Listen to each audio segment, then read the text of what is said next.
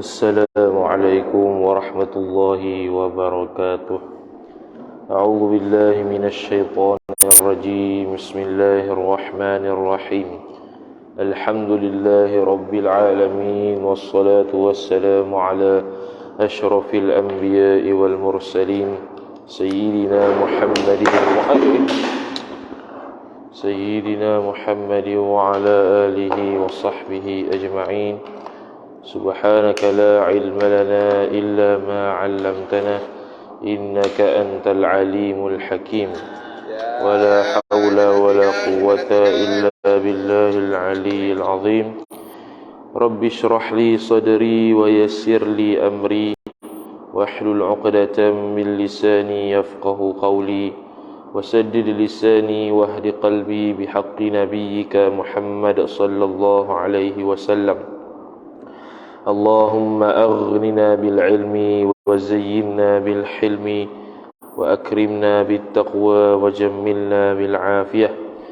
Nawayna at-ta'alluma wat ta'lim wat tadhakkura wat tadhkir wan naf'a wal intifa' wal ifadata wal istifadah wal hath 'ala at-tamassuk bi kitabillahi wa sunnati rasulih sallallahu alaihi wasallam.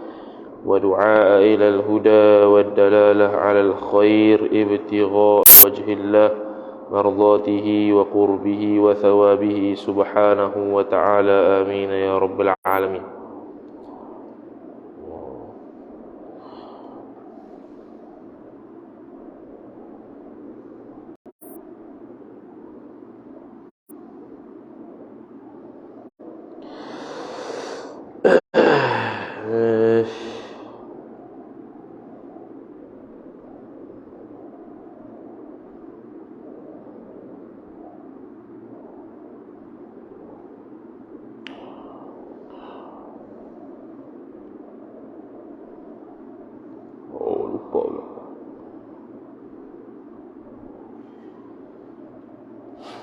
وقال الشيخ المصنف رحمه الله تعالى ونفعنا الله بعلومه وبعلومكم وبعلوم مشايخنا في الدارين آمين يا رب العالمين. Kata pengarang Syekh Muhammad Zain bin Al-Faqih Jalaluddin Al-Ashi rahimahullah ta'ala. Kata Imam As-Sanusi, wa amma iftiqaru kulli ma siwahu ilaihi ta'ala jalla wa azza fahuwa yujibu lahu ta'ala al-hayata wa 'umum al-qudrati wal iradati wal ilmi idh law intafa shay'un minha ay min hadhihi al-arba'ah lama amkana an yujada shay'un min al-hawadithi fala yaftaqiru ilayhi shay'un kaifa wa huwa alladhi yaftaqiru ilayhi kullu ma siwahu. Kata muallif rahimahullahu ta'ala, dan adapun berkehendak oleh tiap-tiap barang yang lainnya yang lain daripada Allah kepada Allah Jalla wa Azza, maka iaitu berkehendak tiap-tiap yang lain tu mengucapkan mewajibkan ia berkehendak tiap-tiap yang lain tu bagi Allah Subhanahu wa ta'ala. Mewajibkan maf'ulun bih akan hayat, yakni sifat perhidup, dan umum kudratnya kudrat Allah, dan iradatnya iradat Allah. Itu nisbah ta'alluq kudrat iradat. Dan ilmunya itu semua atah kepada kudrat, yakni umum kudratnya dan umum iradatnya dan umum ilmunya. Ilmunya ilmu Allah Ta'ala, ataupun kita kata umum kudrat sahaja, iradat tu atah kepada hayat juga, boleh juga. Kerana jikalau ternafi sesuatu daripada empat ni, iaitu hayat, umum kudrat, iradat dan ilmu tu, niscaya tiada dapat bahawa diperoleh satu daripada segala yang baru. Tak dapat. Sebab kita terang tadi pagi, iaitu kalau dia tu tidak bersifat kudrat, maka tidak akan ada makhluk. Ataupun ada kudrat tapi tidak ada kehendak untuk buat makhluk, maka tak akan jadi juga makhluk. Ataupun ada kudrat dan iradat tapi tidak ada ilmu berkaitan dengan makhluk, maka tidak akan jadi makhluk. Ataupun tidak ada hayat, yakni dia mati pun tidak akan menjadi makhluk. Maka salah satu sifat ni kalau tak ada, maka tak akan jadi makhluk ini. Kemudian maka tiada berkehendak kepadanya kepada Allah suatu jua pun. Bila Allah Ta'ala tak ada salah satu ni, satu tak ada makhluk, satu lagi tak ada, orang tak akan berhajat dengan Allah Ta'ala. Sebab dia tidak akan buat makhluk, tidak boleh buat makhluk, jadi dia berhajat kepada satu zat lain yang boleh buat makhluk, boleh buat dia. Maka kata musannif rahimahullahu ta'ala, betapa yakni bagaimana, dan iaitu Allah Ta'ala yang berkehendak kepadanya kepada Allah oleh tiap-tiap barang yang lainnya, yang lain pada Allah. Ini seluruh makhluk Allah Subhanahu wa taala, tidak ada satu pun yang berkehendak selain daripada Allah Taala, semua berkehendak Allah belaka. Tu. Kemudian artinya, ini masuk daripada kata syarih.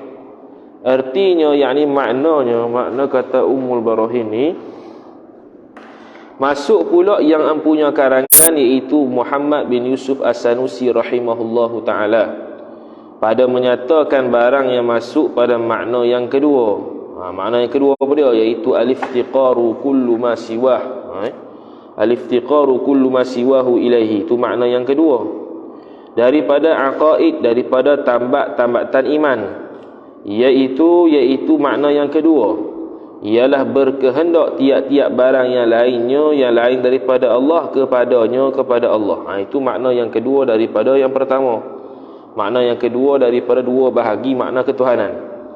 Dan iaitu berkehendak tiap-tiap barang yang lainnya kepadanya, iaitu muftaqirun ilaihi kullu ma siwah, itu ialah hayat.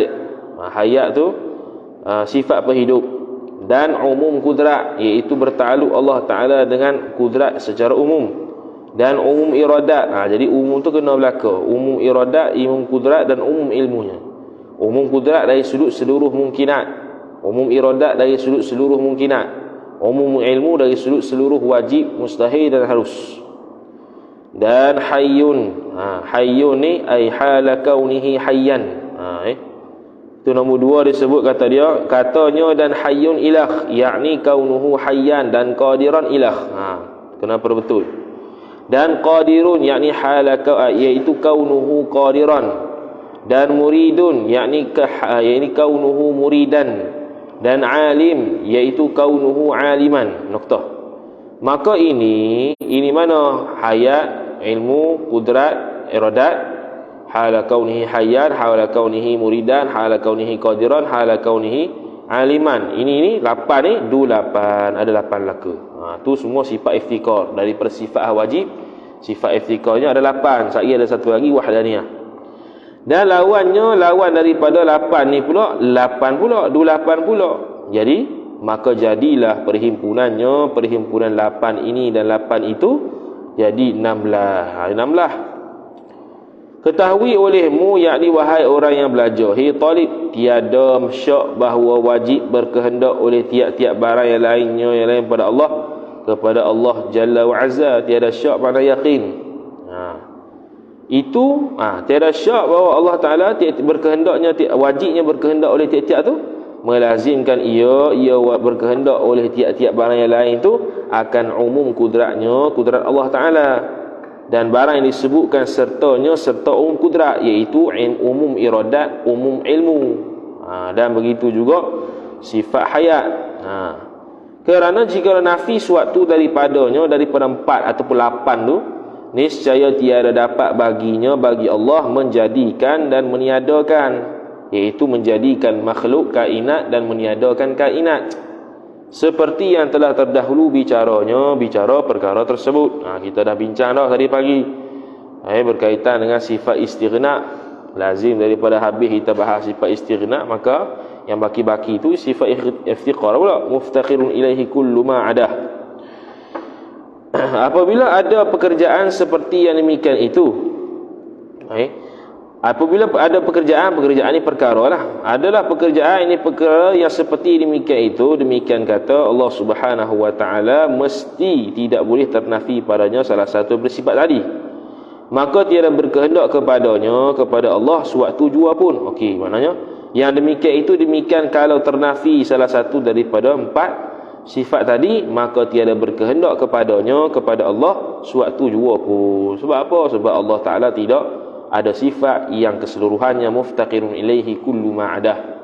Allah ada kudrat, Allah tak ada iradat, tiba-tiba Allah tidak ada ilmu, maka tidak boleh ada makhluk, maka makhluk akan berhajat selain pada Allah Ta'ala. Dia tidak akan berhajat pada Allah lagi, kerana Allah tidak ada sifat ilmu yang boleh mengadakan dia. Sedangkan sekarang ni dia ada, sekarang ni alam ni ada, makhluk ni ada. Maka kalau kita nafikan, makna dia batal dengan musyahadah. Dengan musyahadah mata lendir, ataupun dengan 5 pendapat, iaitu hawasul khamsah, seperti mana yang disebut semalam. Dan lagi pula wajib bahawa adalah kudratnya kudrat Allah, dan iradatnya iradat Allah, dan ilmunya ilmu Allah itu am ta'aluk, daripada barang yang ta'aluk ia barang dengan dia, daripada barang yang ta'aluk ia 3 sifat itu dengan dia, dengan barang. Jadi barang yang ta'aluk iaitu muta'allaq lah dia panggilnya. Barang yang ta'aluk ia sifat kudrat iradat ilmu tu dengan dia, dengan barang. Dan jika tidak am, dan jika tiada am ta'aluk, am ni umum, tidak boleh putih keseluruhan ta'aluk yang demikian itu, demikian barang tu. Jika tiada am ta'aluk yang demikian itu, demikian kudrat iradat ilmu itu, yakni akan satu barang, niscaya lazimlah bahawa tiada berkehendak kepadanya, kepada Allah, tiap-tiap barang yang lainnya yang lain pada Allah. Tetapi yang berkehendak kepadanya, kepada Allah itu setengah daripada yang ditinggalkan kudratnya kudrat Allah, dan iradatnya iradat Allah. Yang ditinggalkan ni bakilah, makna bukan semua akan ikut Allah Ta'ala. Mana Allah Ta'ala hanya boleh buat sebahagian saja. Dia tidak umum. Kalau Allah Ta'ala tidak umum ta'aluk. Jadi gini, beza antara kalau kita nafi kudrat iradat dengan nafi kudrat umum dan juga iradat umum. Kalau nafi kudrat iradat, makna tak ada satu pun makhluk ni daripada Allah Ta'ala. Itu kalau kita nafi terus iradat dan kudrat. Tapi kalau kita tak nafi kudrat iradat, kita nafi pula umum ta'aluk kudrat iradat. Jadi bila kita nafikan umum ta'aluk kudrat iradat, maknanya Allah Ta'ala boleh buat makhluk, tapi bukan semua. Sebab tidak umum, mana khas lah. Bila tidak umum ta'aluk kudrat Tuhan dan iradat Tuhan, mana dia umum, mana dia khas. Khas apa dia? Iaitu ada sebahagian Allah buat, ada sebahagian Allah tak buat. Ada sebahagian Allah kehendak buat, ada sebahagian Allah tak kehendak dan tak boleh kehendak untuk buat. Jadi dia kata di sini, apabila ada pekerjaan semikian itu, maka tiada mana tadi? Dan lagi pula wajib bahawa adalah kudratnya, iradatnya dan ilmunya itu am ta'aluk daripada barang yang ta'aluk ia sifat tadi dengan dia, dengan barang. Dan jika tidak ta'aluk, tidak am ta'aluk yang demikian itu, demikian sifat kudrat, iradat dan ilmu, niscaya lazimlah bahawa tiada berkehendak kepadanya, kepada Allah, tiap-tiap barang lainnya. Tetapi yang berkehendak kepadanya, kepada Allah, setengah daripada yang ditinggalkan. Ini setengah daripada berta'aluknya kudrat iradat kepada makhluk, hak tu je yang akan berhajat pada Allah Ta'ala. Mana yang lain daripada tu, bakinya tidak akan berhajat pada Allah, berhajat pada Tuhan lain pula. Jadi itu mustahil. Jadi itu, dan iaitu yang berkehendak kepadanya setengah daripada yang ditinggalkan, itu mustahil. Habis. Wallahu a'lam. Jadi beza antara menafikan kudrat dan iradat Allah dan menafikan ta'aluk kudrat dan ta'aluk iradat Allah secara umum.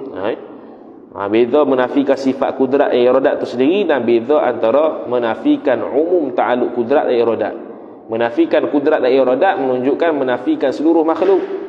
Kalau menafikan umum ta'aluk kudrat dan iradat, menunjukkan ada makhluk yang Allah cipta dan ada makhluk yang Allah tak boleh cipta. Maka makhluk yang Allah tak boleh cipta, makna dia akan berhajat pada Tuhan yang mencipta dia, yang selain Allah Ta'ala. Yang Allah Ta'ala cipta dengan berdasarkan kudrat dan iradat dia, maka dia bawah duduk dalam ta'aluk Tuhan lah. Kemudian kata musannif rahimahullah ta'ala, wa yujibu lahu ay lillahi aidan, ay wa yujibu al-iftiqaru kullu ma siwahu ilaihi tu lahu ay lillah aidan al-wahdaniyata idh ta'lidiyah law kana ma'ahu ay ma'allahi thanin fil uluhiyati lama iftaqara ilaihi lama iftaqara ilaihi syai'un للزوم عجزه ما عجز الله والثاني حينئذ أي حينئذ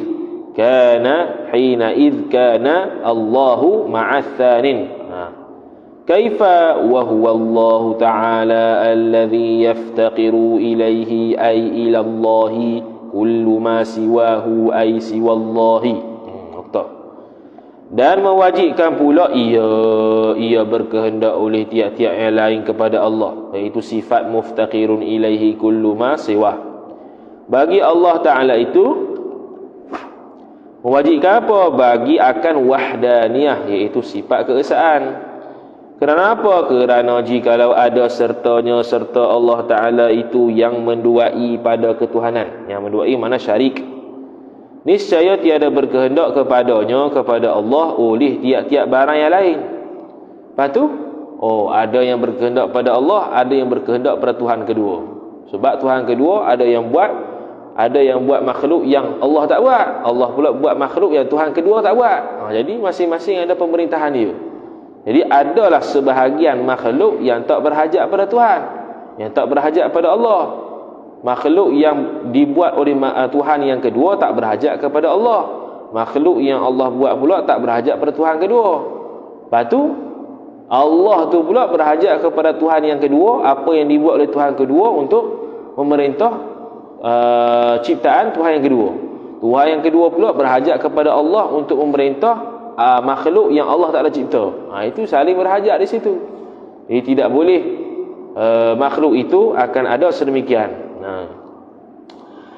Artinya, yakni maksudnya telah terdahulu dalil wahdaniyah bahawa diperoleh Tuhan yang kedua itu melazimkan kedua Tuhan, sama ada muafakat kedua Tuhan atau bersalahan, seperti yang telah terdahulu bicaranya. Kita dah bincang dulu, kalau kita kata sama dua-dua Tuhan, muafakat. Manakala muafakat sekalipun tidak boleh, kerana akan melazimkan dua-dua ni lemah. Kalau muafakat dua-dua, sama ada tahsilul hasil ataupun seorang lemah, seorang tidak. Tahsilul hasil macam mana? Iaitu Tuhan A buat, Tuhan B buat lagi benda sama. Itu mustahil. Ataupun Tuhan A buat dan Tuhan B sama-sama buat dengan Tuhan A. Tiba-tiba Tuhan B tak boleh nak buat, Tuhan A boleh buat. Maka Tuhan B lemah kerana tak boleh buat. Tuhan A pun lemah juga kerana ada penisbahan Tuhan seperti Tuhan A. Maka itu mustahil. Apatah lagi kalau bersalahan, kalau kita mukhalafahkan antara Tuhan A dengan Tuhan B, bertambah-tambahlah mustahil. Tu dah bincang dulu, dia kata. Maka yang lemah itu tiada dapat bahawa menjadikan ia yang lemah, yakni Tuhan yang lemah. Maka yang lemah, yakni Tuhan yang lemah itu tiada dapat bahawa menjadikan ia Tuhan yang lemah akan sesuatu, maka tiada berkehendak kepadanya, kepada Allah suatu. Jadi kalau kepadanya, kepada yang lemah. Tuhan yang lemah mana? Iaitu Tuhan yang tak dapat buat dia. Bila Tuhan tersebut tak dapat buat satu makhluk, maka makhluk tak akan berhajat kepada dia. Makhluk hanya berhajat kepada orang yang boleh cipta dia. Maka ini satu. Mana ini satu ni? Maka ini mana? Ni wahdaniyah ni. Ni satu. Dan lawan wahdaniyah yang satu ni satu pula. Maka himpunkan olehmu kepada 16. Jadi 18. Maka jadi perhimpunan 16 campur 2 18. Pertama satu ni apa dia? Wahdaniyah. Lawannya tak sah. Jadi 2 tambah 16 tadi jadi 18. Dan lagi akan datang setengah daripada sifat muftaqirun ilaihi kullu ma siwah lagi. Ada lagi insya-Allah taala. Lepas ni wa yukhadhu ni. Okey, dah 18 dah, ada lagi. Kata muallif rahimahullahu taala, kata musannif rahimahullah, Imam Muhammad bin Yusuf As-Sanusi rahimahullahu taala, dia kata wa yu'khadhu minhu aidan, ay wa yu'khadhu min al-iftiqari aidan huduthul alami bi asrihi ay bi kullil alam, bi asrihi ay bi asril alam, bi makna bi kullil alam. Idh ta'liliyah law kana shay'un minhu ay minal alam. Betul tu. Law kana shay'un minhu, minal alam qadiman. Betul lah. Lakana dhalika syai'u mustaghniyan anhu 'anillahi ta'ala.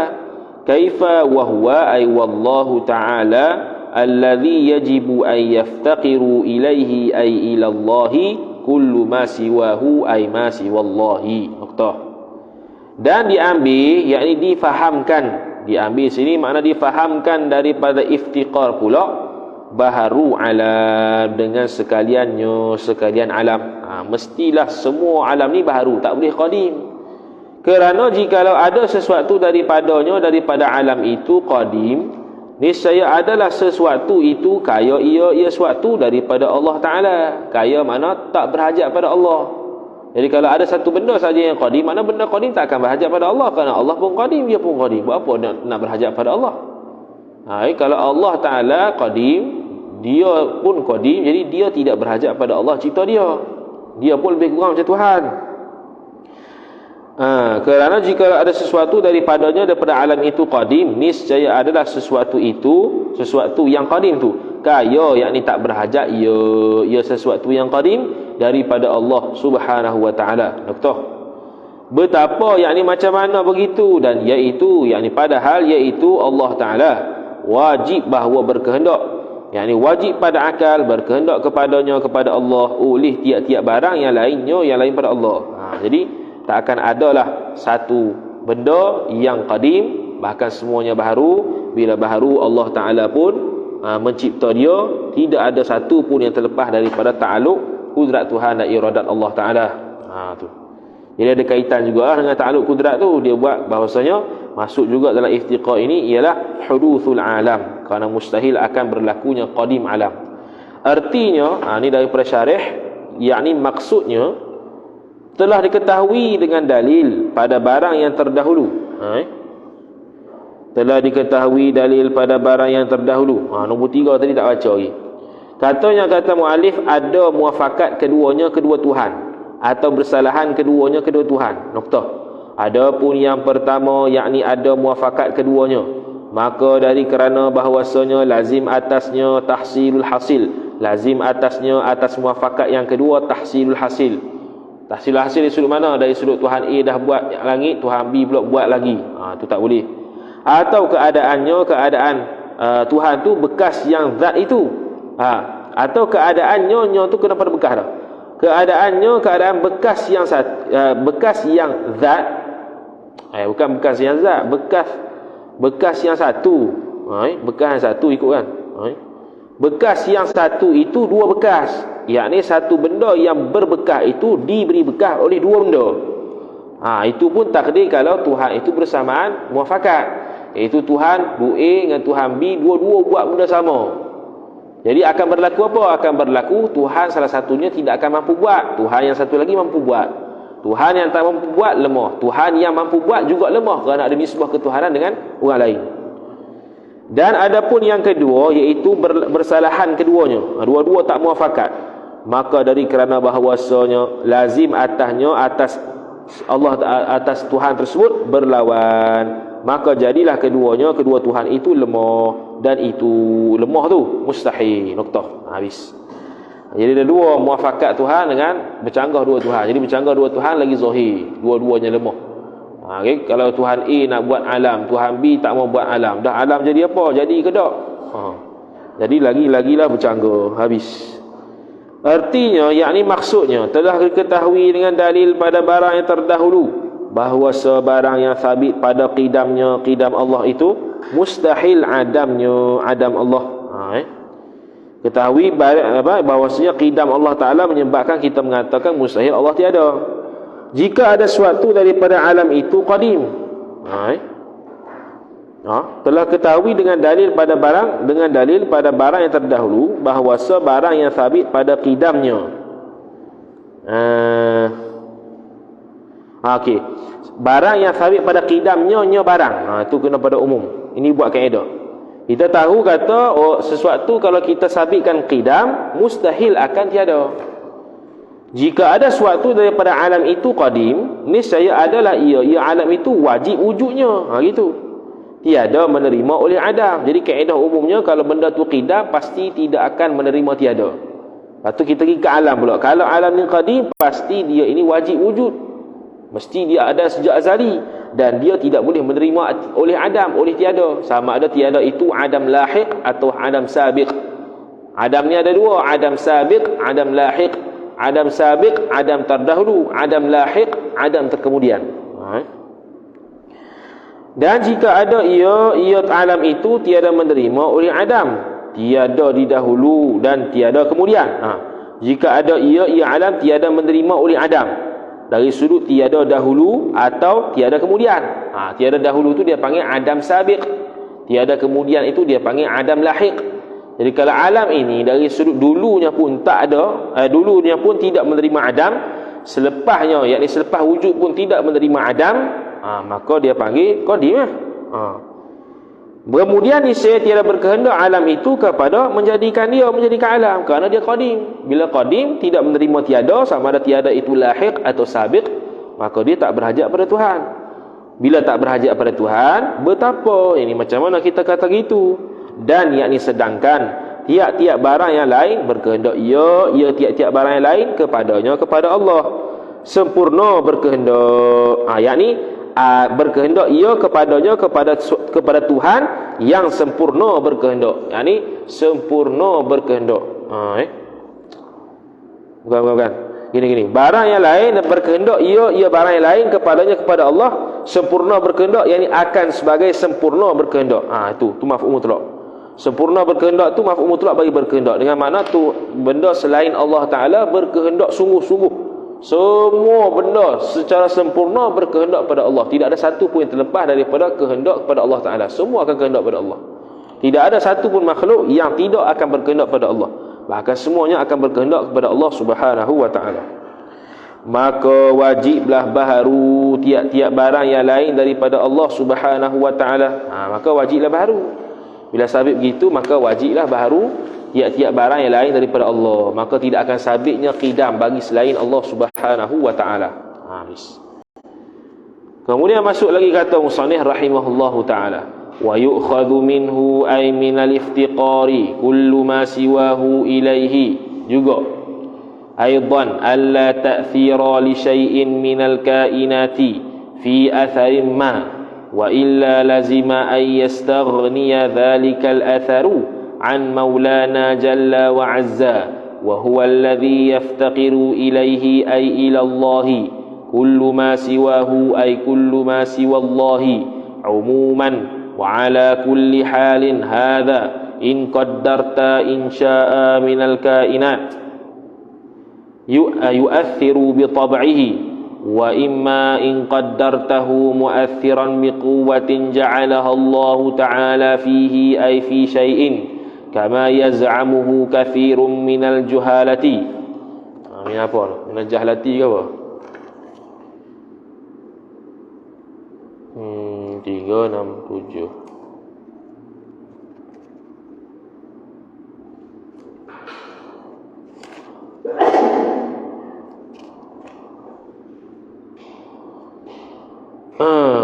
Minal jahalati. Minal jahalati fadzalika muhalun. Fadzalika muhalun ay fadzalika kaunu syai'i minal kainat yu'athiru bi tab'ihi wa kaunu asy-syai'i minal kainat mu'athiran bi quwwatin ja'alaha Allah ta'ala fihi. Fadzalika muhalun aidan لأنه يصير حينئذ أي حينئذ كان الشيء من الكائنات يؤثر بطبعه إلى آخره يصير مولانا جل وعز مفتخرا في إيجاد بعض الأفعال إلى واسطة وذلك الافتقار في إيجاد بعض الأفعال إلى واسطة باطل. Kenapa illah lima araftahu min wujub istighnaihi istighna'illah jalla wa azza an kulli ma siwahu ay kullu ma siwallah. Habis. Kata muallif rahimahullahu taala terjemahannya, dan diambil, yakni dia ambil faham daripada iftiqar pula, yakni juga bahawa tiada memberi bekas bagi sesuatu daripada kainat, daripada makhluk, pada bekas barang yang bekas ada ia barang.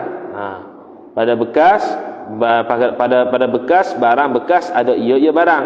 Yani apa-apa saja bekas. Tu maksud dia atharin ma. Jadi tidak ada sesuatu yang dapat memberi bekas apa pun daripada kainat, dan jika memberi bekas bagi sesuatu daripada kainat itu, niscaya lazimlah bahawa kaya bekas itu, yakni kayalah yang dapat beri bekas itu daripada Tuhan kita Jalla wa Azza. Contoh mengenyangkan. Siapa yang mengenyangkan? Kekuatan yang Allah jadi pada makanan. Maknanya ada sesuatu yang mengenyangkan yang selain pada Allah Ta'ala, iaitu kekuatan yang Allah beri pada nasi. Bukannya Allah sendiri yang mengenyangkan. Betapa yang ini macam mana cakap gitu, dan iaitu kainat tu yang berkehendak kepadanya kepada Allah Ta'ala oleh tiap-tiap barang yang lainnya, yang lain pada Allah pada umum, yakni secara keseluruhan, tidak ada yang terlepas daripada kehendaknya pada Allah Ta'ala. Dan atas tiap-tiap hal ini, jika engkau takdirkan bahawa sesuatu daripada kainat itu memberi bekas dengan tabiatnya, tabiat kainat, dan adapun yang kata yang kata ada sesuatu yang beri bekas yang lain, itu kita takdirkan atas jalan tabiat. Tabiat kita kata dah, zat pisau itu yang memotong, zat nasi itu yang mengenyangkan, zat air itu yang menghilangkan dahaga. Itu secara tabiat. Dan adapun jika engkau takdirkan akan dia, akan suatu itu bahawa memberi bekas dengan kuwah, yang menjadikan akan dia akan kuwah itu oleh Allah Ta'ala padanya pada suatu, seperti barang yang menyangka akan dia akan barang oleh kebanyakan daripada orang yang jahil. Ni banyak jahil gini, mana iaitu puak qadariyah. Maka yang demikian memberi bekas oleh kuwah tu mustahil pula, kerana bahawasanya jadilah ketika itu Tuhan kita Jalla wa Azza berkehendak ia Tuhan pada menjadikan setengah perbuatan kepada yang menengahi perbuatan tu. Tu wasitah, iaitu kuwah ja'alahallahu fiha tu. Dan yang demikian berkehendaknya Allah kepada sesuatu yang menengahi dia, batil, salah, bagi barang yang engkau ketahui daripada wajib kaya Allah Subhazza wa Jalla, daripada tiap-tiap barang yang lain daripada Allah. Allah terkaya, Allah tidak berhajat pada selain Allah Ta'ala. Jadi dalam memberi kesan itu tidak ada sesuatu daripada kainat memberi kesan apa jua pun. Kalau beri kesan, makna Allah Subhanahu wa Ta'ala, mana benda yang dapat beri bekah tu tidak berhajat pada Tuhan untuk beri bekah. Nasi itu yang mengenyangkan, mana nasi tidak berhajat kepada Allah Ta'ala, orang itu tidak berhajat kepada Allah Ta'ala untuk mengenyangkan dia, bahkan dia berhajat pada nasi pula. Tapi tidak berlaku sedemikian. Yang berlaku beri bekahnya ialah Allah Ta'ala, bukannya nasi. Jadi kalau kita takdir ke atas jalan tabiat, nasi beri bekah, pisau itu yang memotong, minuman itu yang hilangkan dahaga, maka kalau ikut dulu tu hukum dia kafir. Maka seolah-olah dia tak berhajat langsung pada Allah Ta'ala.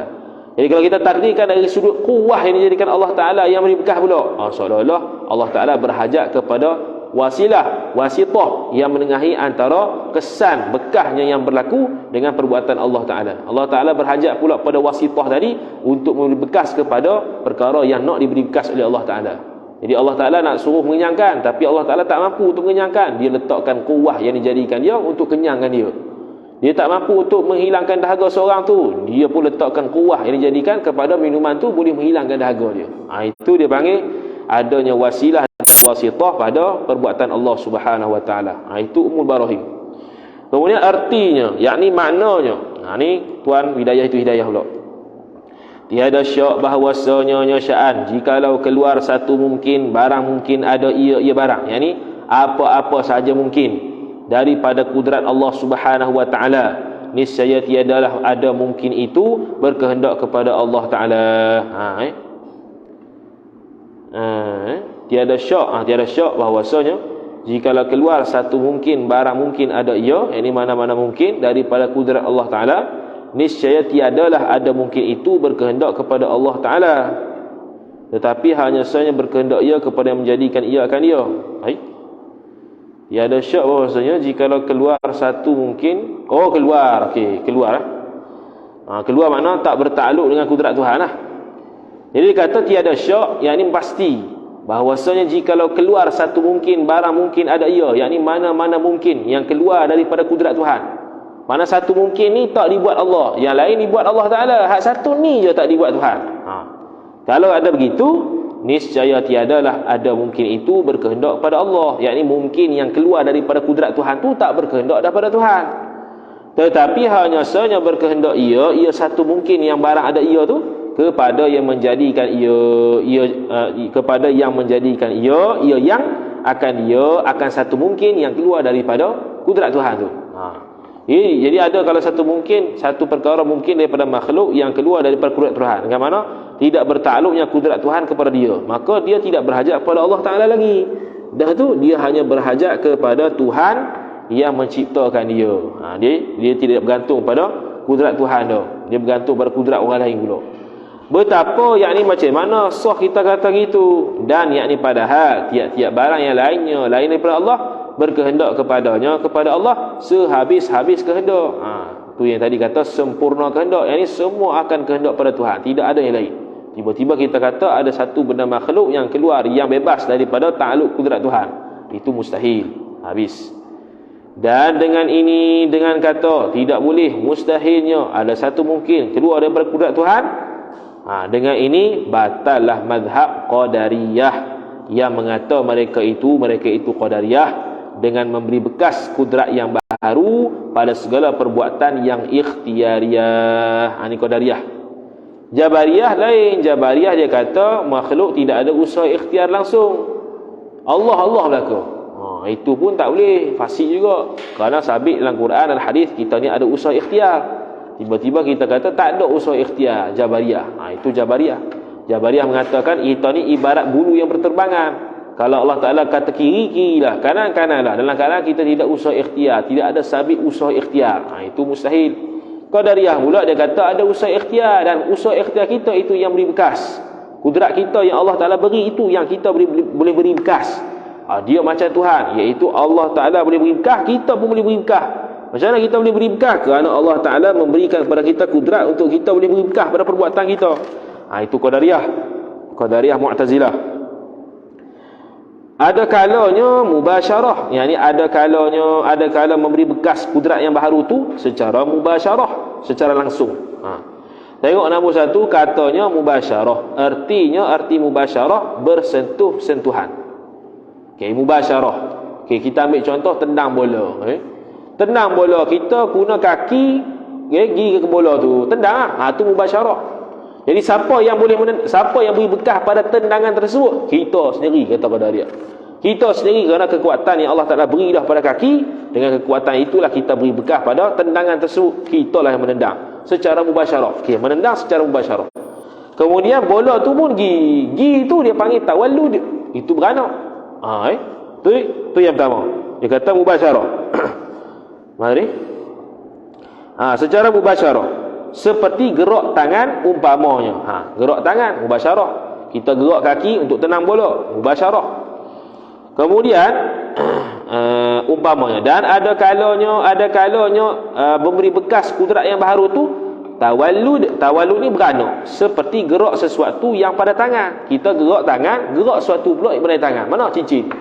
Gerak tangan tu mubasyarah, gerak cincin tu tawallud. Tenang bola mubasyarah, bola pergi sendiri tu tawallud. Jadi sekarang ni Qadariyah kata itu siapa yang beri bekas? Kita sendiri. Kudrat yang Allah Ta'ala beri. Sama ada kita beri bekas secara mubasyarah, kita tendang bola, ataupun bola tu pergi dah selepas daripada kita tendang, itu tawallud. Dua-dua tu kita buat belaka, kita yang beri bekas. Gerak tangan, itu mubasyarah, kita yang buat dengan kudrat kita. Gerak je cincin yang ada pada jari, itu tawallud. Itu pun kita buat juga, kata dia. Bukan Allah Ta'ala. Allah Ta'ala hanya beri kudrat. Itu Qadariyah. Dan adalah bergerak sesuatu yang pada tangan itu menengahi gerak tangan. Tu tawallud. Dia beranak daripada gerak tangan. Jadi asalnya bukan mubasyarah gerak cincin. Yang mubasyarah secara langsungnya gerak tangan. Yang hasil pada gerak tangan, gerak cincin tu, gerak cincin tu tawallud. Dia beranak saja. Tengok ke atas tu dia kata, dan tawallud arti tawallud beranak. Arti tawallud ialah beranak. Habis. Maka dia kata ke atas tu, maka perbuatan dengan mubasyarah. Mubasyarah tu ada alif. Dengan mubasyarah itu iaitu perbuatan dengan mubasyarah perbuatan yang hasil pada tempat kudrat. Contoh tendang bola dengan kaki, tempat kudrat dia. Kalau gerak tangan, kat tangan tempat kudrat dia. Maka gerak tangan masalan contohnya hasil ia gerak tangan pada tempat kudrat, iaitu tempat kudrat tangan. Dengan sebab menyentuh kudrat bagi tangan. Jadi gerak tangan ni, jadi mana tempat kudrat dia? Tangan lah.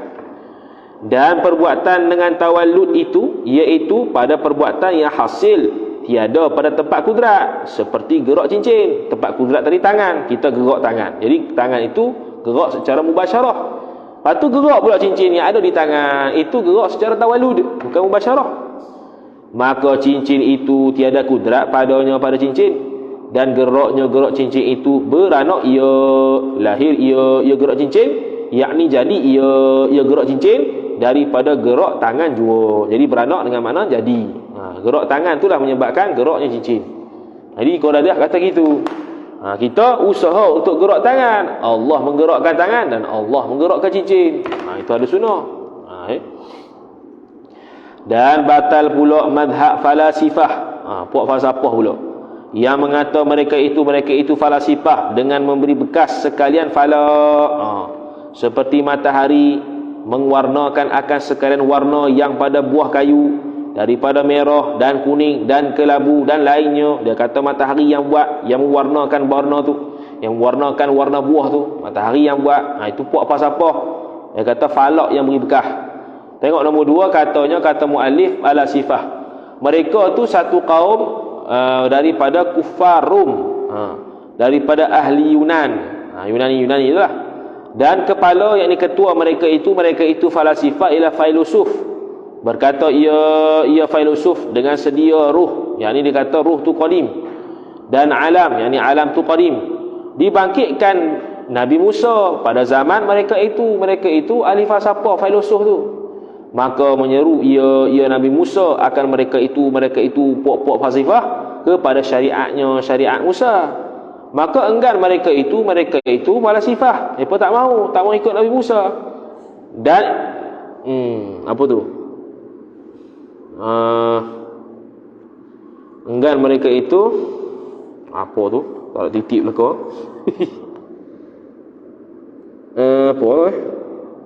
Maka enggan mereka itu falasifah.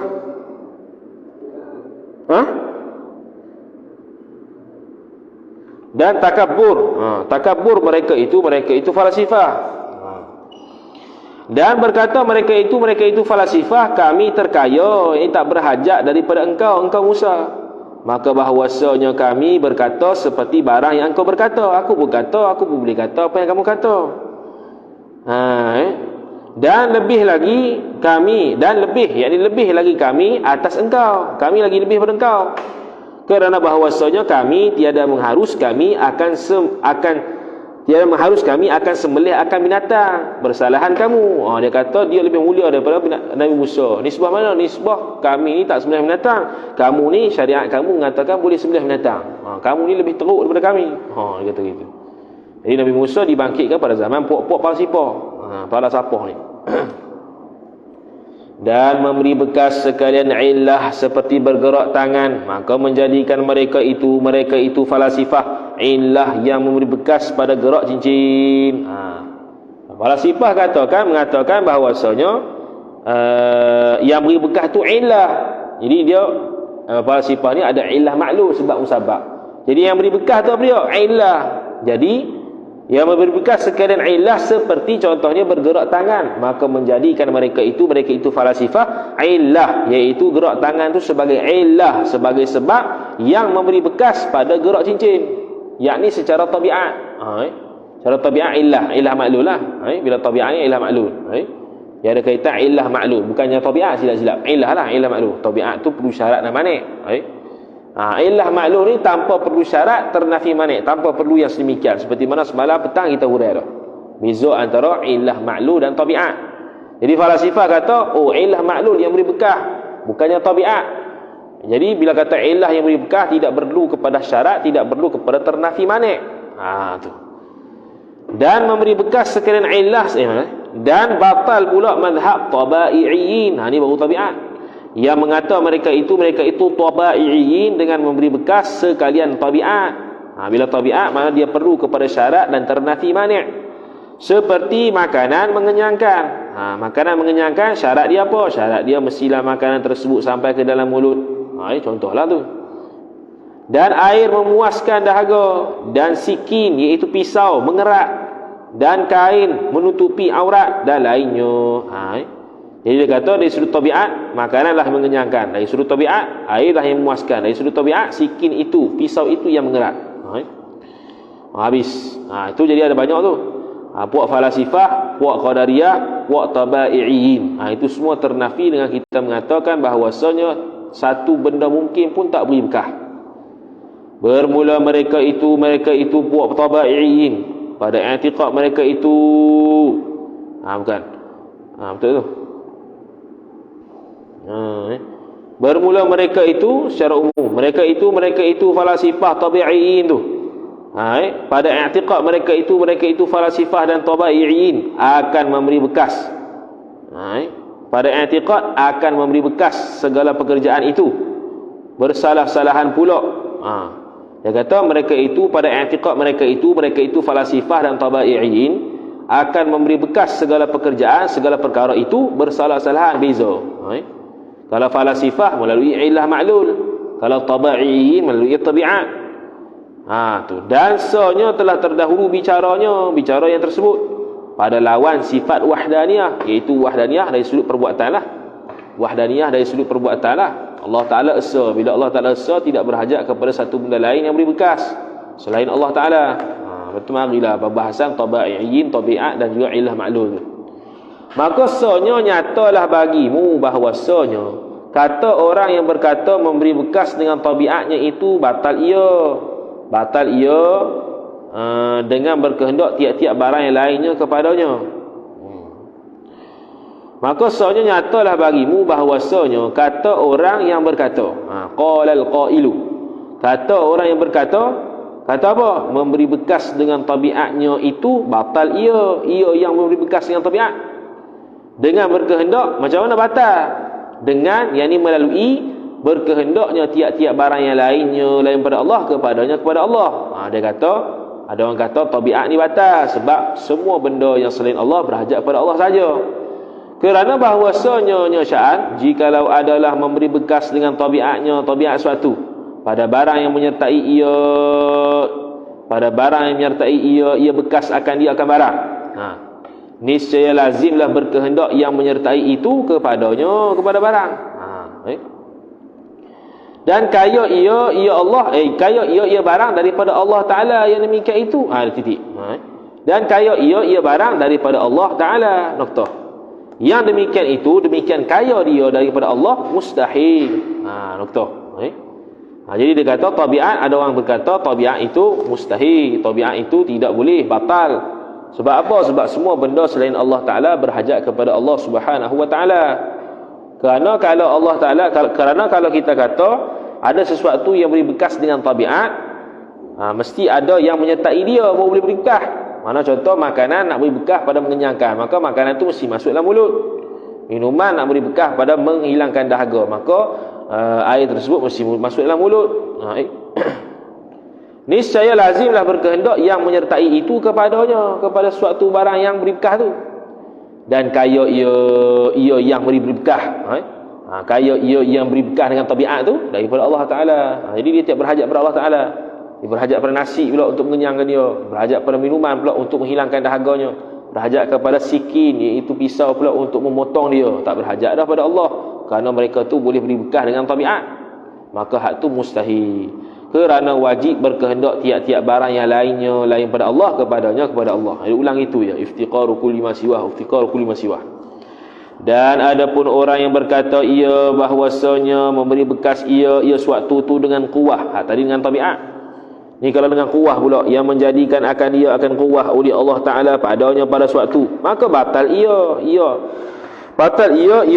beri bekas dengan kuah tu. Dengan sebab kaya Allah Subhanahu Wa Ta'ala daripada tiap-tiap barang yang lainnya lain pada Allah. Yakni ini sifat istighna pula, kaitkan kaya Allah Ta'ala tak berhajat kepada sesuatu benda lain untuk menengahi perbuatan Tuhan, untuk terjadinya terhasilnya perbuatan tersebut. Mana benda yang menengahi itu? Benda yang menengahi itu ialah kuah yang dijadikan Allah.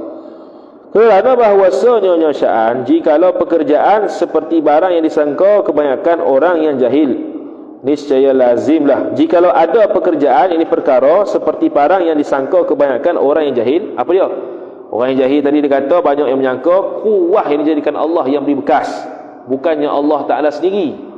Maka niscaya lazimlah bahwasanya Allah Ta'ala tiada kuasa atas berbuat setengah mungkin. Makna Allah Ta'ala berhajat kepada kuwah tu pula untuk menjadikan mungkin, untuk memberi bekas pada mungkin tersebut. Maka itu mustahil. Melainkan dengan yang menengahi dia, menengahi barang tersebut, baru Allah Ta'ala boleh menghasilkan perbuatan, baru Allah Ta'ala boleh menghasilkan memberi bekas. Iaitu yang menengahi itu kuwah yang menjadikan ia, ya Allah, pada makanan dan air dan api dan lainnya, lain daripada makanan, air dan api, daripada itu bayan bagi lain tu daripada sebab yang beradat, apa-apalah. Maka jadilah Allah Ta'ala berkehendak kepadanya kepada kuwah yang dijadikan sendiri. Dan iaitu berkehendaknya Allah kepada kuwah yang dijadikan Allah Ta'ala itu sendiri mustahil. Tak boleh. Habis. Jadi tidak boleh Allah Ta'ala, tidak boleh suatu benda yang lain pada Allah Ta'ala memberi bekas secara tabiat, secara zat. Tak boleh. Tak boleh juga memberi bekas secara illah dan ma'lul. Tak boleh. Tak boleh juga beri bekas oleh kekuatan yang Allah Ta'ala jadi sendiri, yang menengahi antara perbuatan Allah untuk diberi bekas dan Allah sendiri. Tak boleh. Lepas tu Allah Ta'ala yang secara mubasyarah, secara langsung yang memberi bekas, bukan melalui wasilah, bukan melalui tabiat, bukan melalui kekuatan yang Allah cipta. Tu. Kemudian dan makna umuman itu dalam mata Ibrahim, iaitu umuman barang yang menyertai akan dia, akan barang oleh sebab yang beradat, seperti kenyang dan puas dahaga atau tiada menyertai. Habis titik itu. Nombor satu, kata mu'alif umuman, yakni berkehendak tiap-tiap yang lain kepadanya, kepada Allah Subhanahu Wa Ta'ala itu atas jalan rata, bukannya separuh-separuh. Dan melengkapi, yakni sama ada barang yang menyertai akan dia, akan barang tu sebab yang beradat atau tiada. Tu melengkapi. Jadi umum sini makna tidak ada terlepas sikit pun daripada kainat yang berhajat pada Allah. Melengkapi sini pula makna sama ada menyertai akan dia, akan barang tu oleh sebab yang beradat ataupun tidak. Maka dia kata umuman itu, iaitu umuman barang yang menyertai akan dia, akan barang oleh sebab yang beradat. Contohnya seperti kenyang dan puas dahaga, atau pada menyertai akan dia, atau tiada menyertai akan dia, akan barang oleh sebab yang beradat, seperti menjadikan langit dan bumi. Kita kata dah kudrat Allah Ta'ala memberi bekas pada tiga benda. Sama ada kepada kudrat makhluk yang ikhtiariyah, yang dibuat perbuatan dia tu, itu Allah Ta'ala pun beri bekas. Kemudian kepada sebab yang beradat seperti kenyang, lapar dan sebagainya. Yang ketiga ialah bukan sebab yang beradat, iaitu seperti penciptaan langit, bumi, matahari. Tiga-tiga tu umuman, secara umum Allah Ta'ala bertakluk dengan kudrat dia. Dan makna ala kulli halin itu, iaitu makna ala kulli hal, al wujudnya, wujud suatu, dan hal adamnya, tiadanya suatu. Sama ada dia tu ada ke tiada, masuk di bawah ta'aluk kudrat Tuhan, masuk di bawah ta'aluk Tuhan. Habis. Dan kata setengah ulama, makna umuman itu iaitu umuman pada segala zat. Dan makna ala kulli hal itu iaitu atas tiap-tiap kelakuan pada segala sifat. Terbalik pula. Tadi kita kata umuman itu dengan makna barang yang menyertai akan dia, akan barang oleh sebab yang beradat ataupun tiada. Mana sebab yang beradat? Contoh kenyang, puas dahaga dan sebagainya. Yang tak menyertai adat pula, contoh buat langit bumi. Itu umuman. Kemudian kalau ala kulli hal apa dia? Iaitu dari sudut keadaan dia wujud ataupun tiada. Pandangan kedua pula kata umuman di sini ialah zat, hal di sini ialah kelakuan sifat. Ikutlah. Dan kata setengah ulama, makna umuman itu iaitu makna umuman barang yang ada ia barang sebab yang beradat seperti kenyang. Pula dah ni pandangan ketiga. Umuman di situ dengan makna sebab yang beradat saja. Dan makna ala kulli hal itu iaitu makna ala kulli hal barang yang tiada ada sebab yang beradat seperti langit dan bumi. Tu pandangan yang ketiga. Pandangan pertama, umuman itu barang yang menyertai akan dia oleh sebab ataupun tidak. Lepas tu yang ala kulli hal tu pula dari sudut wujud dan tiadanya. Tu pandangan pertama. Pandangan kedua, umuman itu dengan makna zat. Ala kulli hal itu dengan makna kelakuan sifat. Pandangan yang ketiga pula, umuman itu dengan makna sebab yang beradat. Ala kulli hal itu sebab yang tak beradat pula. Jadi tiga pandangan dari sudut penafsiran umuman dan juga ala kulli hal. Bermula baharu alam dengan sekalian alam. dan tiada memberi suatu daripada kainat dengan tabiatnya tabiat suatu. Tiada memberi, yakni tiada memberi bekas suatu, macam ada jatuh. Tiada memberi bekas suatu daripada kainat dengan tabiatnya tabiat kainat, dan barang yang pada maknanya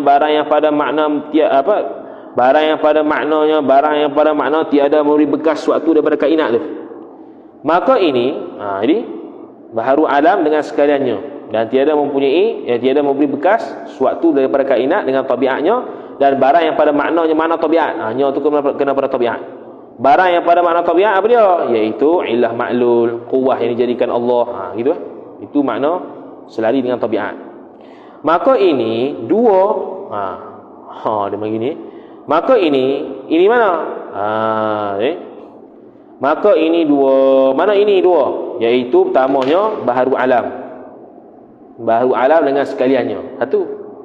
Lawannya tak baharu alam. Okey, lawan. Yang kedua, tiada memberi bekas suatu daripada kainat, sama ada tabiat, ilah maklul ataupun quwwah. Tiga. Lawannya memberi bekas segala kainat ni dari sudut tabiat, ilah maklul dan quwwah. Ini empat. Empat. Tu dia kata, maka ini dua, dan lawannya, lawan dua pula jadi empat. Okey. Maka jadilah ia empat, himpunkan olehmu kepada 18 dulu tu. Maka jadilah perhimpunan 18 campur 4 jadi 22. 22 pada iftiqar. 22 pada iftiqar. Habis.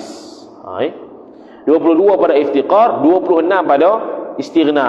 Campur sendiri. Inilah akhir ni barang yang masuk pada sifat iftiqar, dan barang yang masuk pada istighna adalah perhimpunan istighna dan iftiqar 48. 26 campur 22, 48. 48 lah akidah kesemuanya. Inilah simpulan iman kita atau tambatan iman kita. Itu ada 48. Dan sekalian 48 itu masuk pada la ilaha illallah. Masuk Dan setengah ulama melebihkan ia ulama daripada 48. Sebahagian ulama mengatakan lebih daripada 48, bukan 48-nya.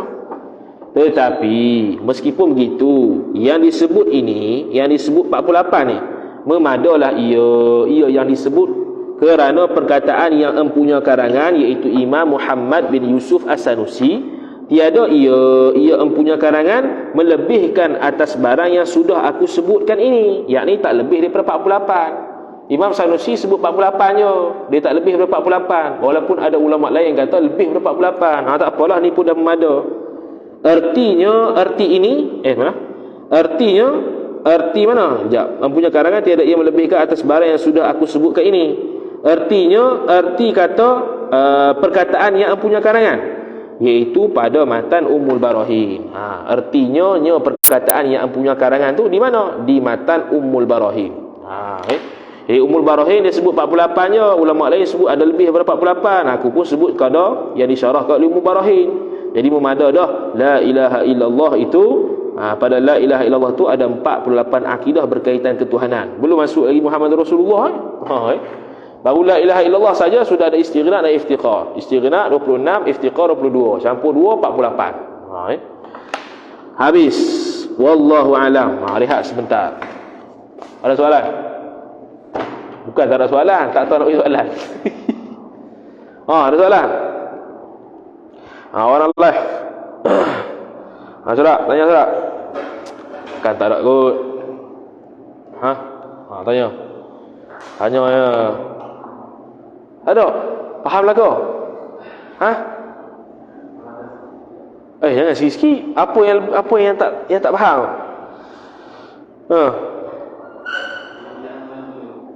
Apa yang tak faham?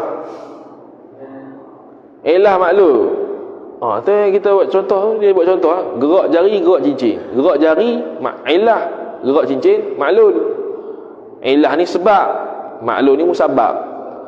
Gerak cincin sebab bagi gerak cincin, gerak jari sebab bagi gerak cincin. Jadi gerak jari itu ilah ataupun sebab, gerak cincin itu maklul atau musabab. Allah ada makhluk. Allah itu sebab, makhluk ada tu musabab. Jadi kalau kata ilah maklum sisi Tuhan, ada ilah maklum Tuhan, iaitu Allah Ta'ala ada makhluk, maka Allah Ta'ala tidak perlu kepada kehendak untuk cipta makhluk. Itu mustahil, ya. Itu ilah maklum. Lagi.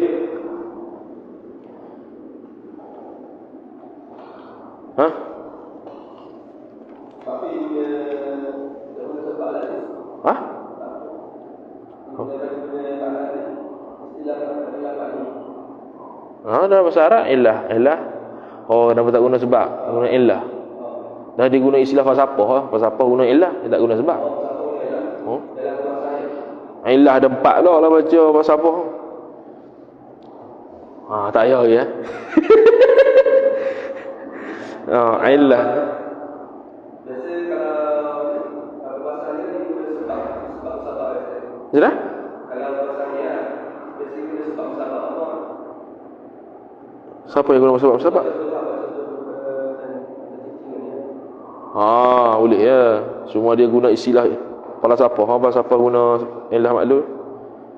Ya pun sebut balik lah ilah maklul. Warna cerah. Ada lagi?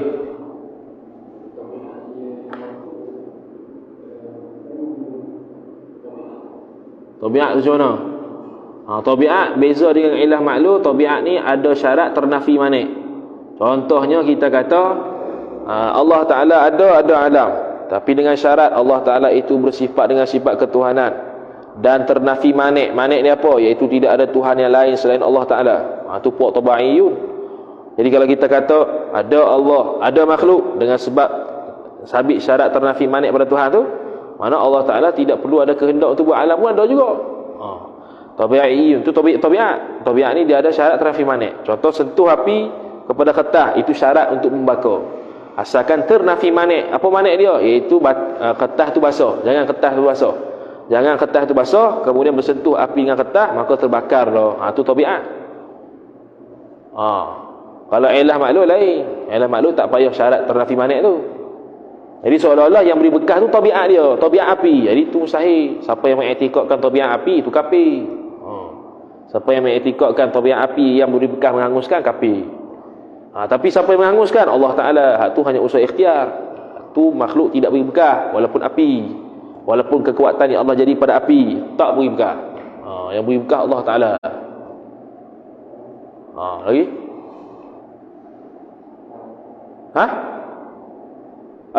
Gitu ke? Dah lagi? Lagi?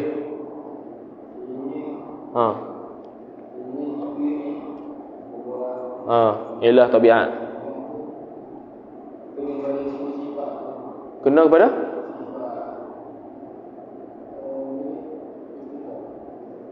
Kena pada semua sifat iftikar. Maksudnya ternafinya ilah tabiat ni dia masuk pada iftikar lah. Semua. Sebab apa? Sebab kalau salah satu daripada 3 ni, makhluk sabit dengan 3 ni, mana tak berhajat pada Tuhan. Jadi tak ada lah iftikar pada Allah Ta'ala tu. Jadi ternafi 3-3 ni, baru jadi iftikar kullu syai' ila Allah. Jadi kalau salah satu daripada ilah tabiat ataupun kuah makhluk berhajat pada 3 ni, mana tak berhajat pada Tuhan dah. Dia berhajat pada 3 ni. Jadi tak ada iftiqaru kullu syai'in ila Allah. Bahkan iftiqaru ba'dhi syai'i ila Allah saja. Sebahagian syai' saja akan berhajat pada Allah, bukan semua. Sebab hanya sebahagian yang berhajat pada kuah ataupun tabiat ataupun ilah. Jadi itu ternafi. Lagi? Banyak lah. Ada? Lagi? Fikir. Ya. Lagi? Hujan kau? Lagi?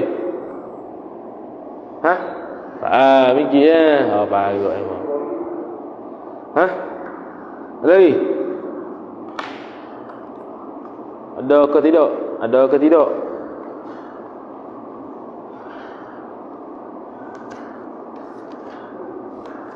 Kita baca dulu. Lagi tanya lagi. Mana dia? Faqad bana laka.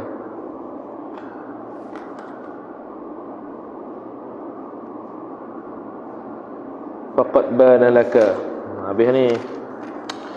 Kata muallif rahimahullahu taala, faqad bana, ni kata Imam Muhammad bin Yusuf As-Sanusi, faqad bana laka tadammunu qawli la ilaha illallah lil aqsami thalathati allati tajibu 'ala al-mukallafi ma'rifatuha ma'rifatul lati fi haqqi maulana jalla wa 'azza wa hiya ay wal aqsamu thalathah tu ialah ma yajibu fi haqqihi fi haqqillahi ta'ala wa ma yastahilu ay wa ma yastahilu 'ala Allah wa ma yajuzu. Habis.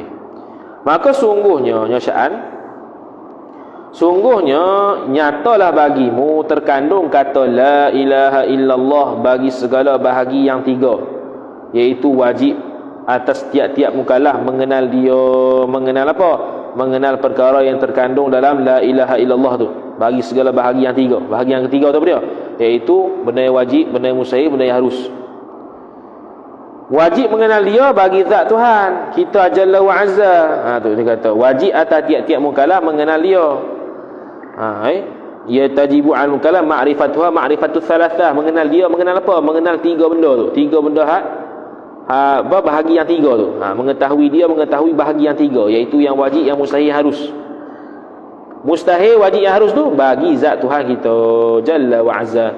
Dan iaitu bahagi yang tiga, wajib bagi zat Allah Ta'ala, dan barang yang mustahil yakni atas zat Allah Ta'ala, dan barang yang harus yakni pada Allah Ta'ala. Ni baru artinya. Artinya ni dia panggil, itu syarahnya. Syarah dia, tiada tersembunyi pada benar barang yang disebutkan itu. Tiada sembunyi makna betul, tidak ada syak pada apa yang disebutkan Imam Muhammad bin Yusuf As-Sanusi terhadap kebenaran dia. Dan bukan khabar itu, disebutkan itu. Dan jika diperiksakan akan perkataan yang empunya karangan, iaitu Imam Muhammad bin Yusuf As-Sanusi, niscaya dilihat bagi yang tersebut itu. Jika diperiksakan akan perkataan yang punya karangan, niscaya dilihat, yang ini dinampakkan bagi yang tersebut itu. Yang tersebut mana? Yang tersebut daripada apa yang disebutkan bahwasanya terkandungnya tadammunu la ilaha illallah itu lil aqsam ats-tsalatsah. Terkandungnya la ilaha illallah tu pada tiga pembahagian tu, iaitu yang wajib atas mukallaf tahu, iaitu benda yang wajib pada Allah, benda yang mustahil pada Allah, benda yang harus pada Allah. Kalau kita tilik betul-betul, tak akan terlepas daripada Allah Ta'ala itu, daripada benda yang wajib pada akal, mustahil pada akal, harus pada akal. Dan bukan khabar itu seperti yang dilihat, kerana yang empunya karangan berkata ia empunya karangan yang telah terdahulu. Dan bukan khabar itu khabar mana? Dan bukan khabar itu seperti yang dilihat. Jadi dia kata, dan jika diperiksakan akan perkataan yang empunya karangan, niscaya dilihat bagi yang tersebut itu. Dan bukan khabar itu. Apa yang bukan khabar itu? Atau yang nombor dua? Katanya dan bukan khabar itu, yakni tiada sama khabar itu dengan lihat. Gitu. Agak tak sama khabar itu dengan lihat. Kita sekarang lihat ke tunggu dia khabar kan? Kita lihat sendiri dia sebut. Jadi dia kata tadi, jika diperiksakan akan perkataan yang punya karangan, niscaya dilihat, dapat kita tengok apa yang disebut tadi. Dan bukan khabar itu. Apa maksud dalam bukan khabar itu? Syekh Ahmad Fatani kata, yakni tiada sama khabar itu dengan lihat. Maka sungguhnya telah engkau lihatkan terkandung kalimah tauhid itu bagi segala bahagi yang tiga itu, iaitu yang wajib, yang mustahil, harus, atas jalan tafsil. Dan lihat di sini dengan pendapatan batin yang tiada dengan zahir. Jadi kalau khabar tu kok zahir, dapat lihat ni, lihat ke mana? Lihat bangsa batin, idrak bil batin, bukan idrak kok lihat ikut mata lendai ni, tapi mata batin, iaitu hatilah, dengan makna faham daripada himpunan musannif yang dihurai secara tafsir tadi. Kita dapat lihat bahawasanya terkandung pada makna la ilaha illallah itu benda yang wajib pada Allah, benda yang mustahil pada Allah, benda yang harus pada Allah. Itu ada istighna iftiqar tu, seperti yang dilihat. Kerana yang punya karangan berkata ia yang punya karangan yang telah terdahulu, bahawa masuk pada istighna itu 11 daripada yang wajib. Apa dia 11? Iaitu wujud, qidam, baqa, mukhalafal hawadith, qiyamuhu binafsihi, kemudian sama, basar, kalam, kaunuhu sami'an, kaunuhu basiran, kaunuhu mutakalliman. 11. Kemudian maka katanya kata yang punya karangan, dan diambil daripada istighna itu maha suci Allah Ta'ala daripada gharat. Satu lagi jadi 12. Gharat. Maka jadilah dengan ini 12 bahagi. 12 tambah satu lagi. Allah Ta'ala tidak berhajat pada gharat. Okey, masuk pada istighna. Iaitu apa nama? Iaitu yang 12 ni bahagi yang pertama. Okey. Dan lawannya, lawan bagi 12 daripada yang mustahil. Jadi berapa? 24 dah. Okey, 24. Iaitu lawan bagi 12 yang mustahil tu, itu bahagi yang kedua.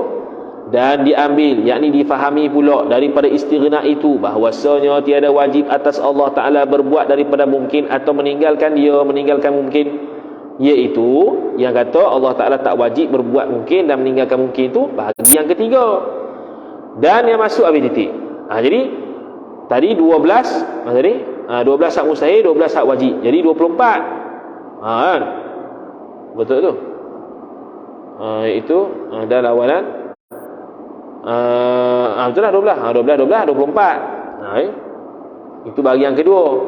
24. Lepas tu dia ambil faham daripada istighna bahawasanya tiada wajib atas Allah Ta'ala berbuat dia dan meninggalkan dia. Dua benda tu. Jadi tambah jadi 26. Jadi 26 tu bahagian yang ketiga semua tu. Itu istighna. Bahagian ketiga tu mana? Bahagian ketiga tu ialah wajib atas Allah Ta'ala berbuat daripada mungkin atau meninggalkan dia. Campur semua ni jadi 26. Itu istighna. Dan yang masuk pada iftiqar 9 daripada yang wajib. Mana 9 yang wajib? Iaitu kudrat, iradat, ilmu, hayat, kaunuhu qadiran, kaunuhu muridan, kaunuhu hayyan, kaunuhu aliman, wahdaniyah. Okey, 9. Kemudian maka katanya kata empunya karangan, dan diambil, yakni diambil faham daripada iftiqar baharu alam, sekalian alam. Satu. Dan tiada bekas suatu daripada kainat. 2. Maka jadilah dengan 2 ini 11 pula. 9 campur 2 11. Okey. Iaitu hak semua ni 11 ni bahagi yang pertama. Dan lawan bagi 11 pula. Jadi berapa? 22. Iaitu lawan 11 ni bahagi yang kedua. Dan tiada ada pada iftiqar itu bahagi yang ketiga, kerana sudah masuk pada istighna, serta lawannya lawan istighna. Wallahu a'lam. Jadi istighna 26, iftiqar 22, jadi semua 48. Cukup 48. Dia kira balik ya, ni kesimpulan dah ni. Hai, tadammunu qauli la ilaha illallah. Terkandungnya la ilaha illallah tu 3 perkara: hak wajib, hak mustahil, hak harus. Kemudian dihurai ikut istighna iftiqar tu. Jadi betul tak 48? Betul 48. Okey, habis. Wa amma qauluna Muhammad Muhammad Rasulullah pula. Wa amma qauluna Muhammadur Rasulullah fayadkhulu fihi ay fi qaulina Muhammadur Rasulullah al-imanu bisairil anbiya'i wal malaikati alaihimus salatu wassalamu wal kutubus samawiyyatu. Bukan. Wal kutubi atah pada al-anbiya'i. Ay al-imanu bil kutubis samawiyyati wal yaumil akhiri li'annahu alaihi salatu wassalam jaa bitasdiqi dhalika ay bitasdiqi dhalikal kutubis samawiyyati wal yaumil akhir tu kullihi, semuanya. Nokta. Itu Arab. Terjemahan. Dan adapun kata kita Muhammadur Rasulullah sallallahu alaihi wasallam, maka masuk di dalamnya, di dalam kata kita itu beriman dengan yang tinggal, yakni yang baki. Tinggal ni yang baki daripada anbiya. Bukan kata Muhammad Rasulullah sallallahu alaihi wasallam saja, masuk sekali anbiya lain. Dan sekalian malaikat alaihimus salatu wassalam, dan sekalian kitab yang turun di langit. Sekalian kitab yang turun di langit, dan hari yang kesudahan. Kerana bahawasa Nabi sallallahu alaihi wasallam datang ia Nabi sallallahu alaihi wasallam dengan membenarkan akan sekalian demikian itu. Demikian mana? Hak ambil pada tadi. Sairil anbiya wal malaikah wal kutubis samawiyah wal yaumil akhir. Semua tu. Itu yang Nabi SAW membenarkan, mentasdikkan. Maka bila kita kata Muhammad Rasulullah, percaya pada Nabi SAW, percaya pada semua tu. Itu tak timbul isu kenapa kita ucap syahadah sebut Muhammad saja, kenapa tidak kata anna Isa Rasulullah, anna Nuh Rasulullah. Tak payahlah, sebab Muhammad Rasulullah merangkumi semua dah Nabi, semua dah berkaitan hari kiamat, semua dah berkaitan kutub samawiyah, rukun iman yang 6 tu. Itu masuk kata syarih, ertinya, yakni maknanya tiada syak, yakni yakin, bahawa membenar akan penghulu kita Muhammad sallallahu alaihi wasallam dengan barang yang menunjukkan, yakni menunjukkan atasnya barang oleh mukjizat Nabi sallallahu alaihi wasallam. Dengan sebab mukjizat tu sabit pada Nabi, kita pun membenarkan dia, tasdik bahawasanya dia betul rasul daripada Tuhan. Yang tersimpan, yang tiada tersimpan yang tiada tersimpan yang mukjizat, yakni tak terhingga, mana banyak banyak mukjizat Tuhan, banyak mukjizat Nabi itu, iaitu mukjizat yang tiada tersimpan tadi, melazimkan ia tiada mukjizat yang tiada tersimpan tadi benar dengan tiap-tiap barang yang mendatangkan ia Nabi dengan barang, seperti sekalian anbiya alaihimussalatu wassalam. Begitu juga segala nabi-nabi yang lain. Adanya mukjizat menjadi bukti bahawa setiap percakapan yang disampaikan daripada Allah Ta'ala betul belaka, sebab dia ada mukjizat. Siapa bagi mukjizat? Allah Ta'ala. Jadi Allah Ta'ala membenarkan dia tu jadi rasul, dan dia pun bercakap benar melalui bukti dia ada mukjizat. Maka dia pun betul juga. Jadi Allah Ta'ala beri mukjizat supaya apa? Supaya kita dapat membenarkan cakapan Nabi itu betul, sebab ada bukti dia melalui mukjizat. Mukjizat itu perkara yang luar biasa, yang mana luar biasa tadi tu, perkara yang luar biasa tadi tu menyebabkan dia mengakui dia tu sebagai rasul. Semalam kita bincang, mukjizat itu perkara yang luar biasa yang disertai dengan dia mengaku sebagai rasul. Tu dia panggil mukjizat. Kalau tak mengaku sebagai rasul, panggil irhas. Dan telah terdahulu bilangan mereka itu anbiya. Dah ulang dah. Dan barang yang ta'aluk, barang yang berkaitan dengan mereka itu anbiya. Apa-apa yang berkaitan dengan mereka sudah kita bahaskan dulu. Mukjizatnya dari sudut sifat-sifatnya, perkara yang mustahil pada sifat mereka itu rasul dan sebagainya. Faidatun, ini satu faedah. Bermula bilangan anbiya yang tersebut di dalam Quran itu 28. Ni sama macam Wishahul Afrah, sama macam Bidayatul Muqtadi. Dia kata yang tersebut dalam Quran bilangan Nabi itu 28. Tengok kata tepi tu, kata Syekh Ahmad Al-Fatani, kata muallif 28. Bermula yang ulul azmi daripada mereka itu 28 tu 5 orang. Yang terlebih, yakni yang paling lebih di antara ulul azmi mereka itu ulul azmi, Nabi kita Muhammad sallallahu alaihi wasallam. Terhimpun sekalian, yakni terhimpun sekalian Nabi itu pada firman Allah Taala, wa idza akhadna minan nabiyyin mitsaqahum wa minka wa min Nuhin wa Ibrahim wa Musa wa Isa. Ni terhimpun sekalian ulul azmi saja. Terhimpun sekalian ulul azmi saja pada firman Allah Taala, wa idza akhadna ila akhirih itu. Kata apa? Habis belum lagi, tak sebut lagi. Okey.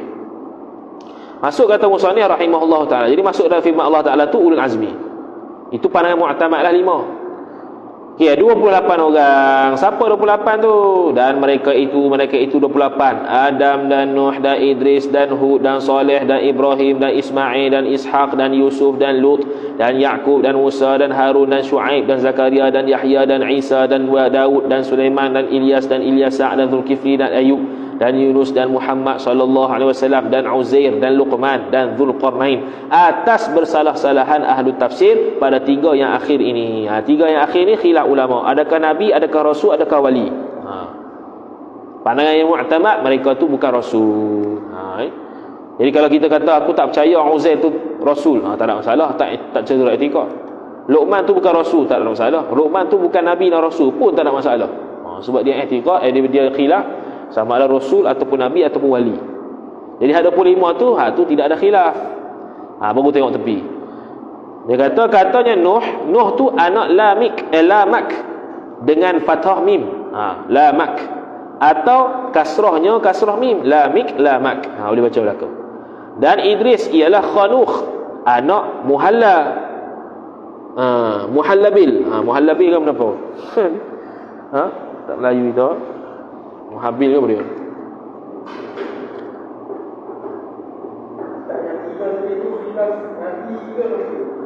Khilaf semua. Dia tu nabi, ada yang kata rasul, ada yang kata wali. Tu dalam Al-Mawsu'ah Al-Fiqhiyah Al-Kuwaitiyah.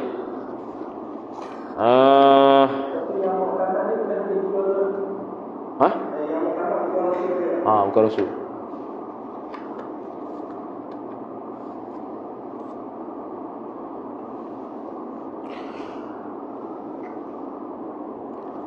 Apa tadi? Tak ingat lah.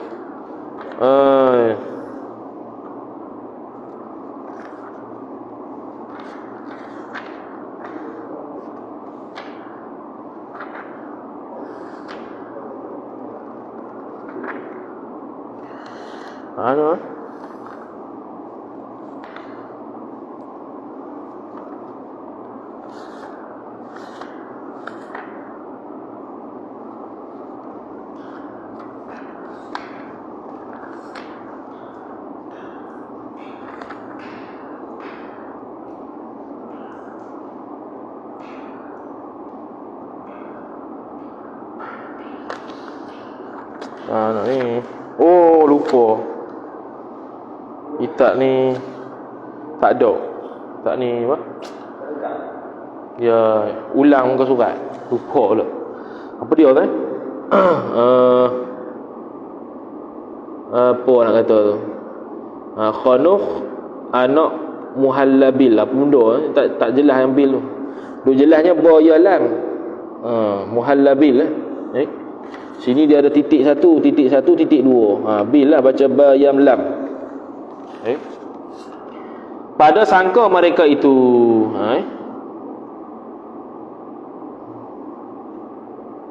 tak tahu bil itu dia ada titik 1, titik 1, 2 titik.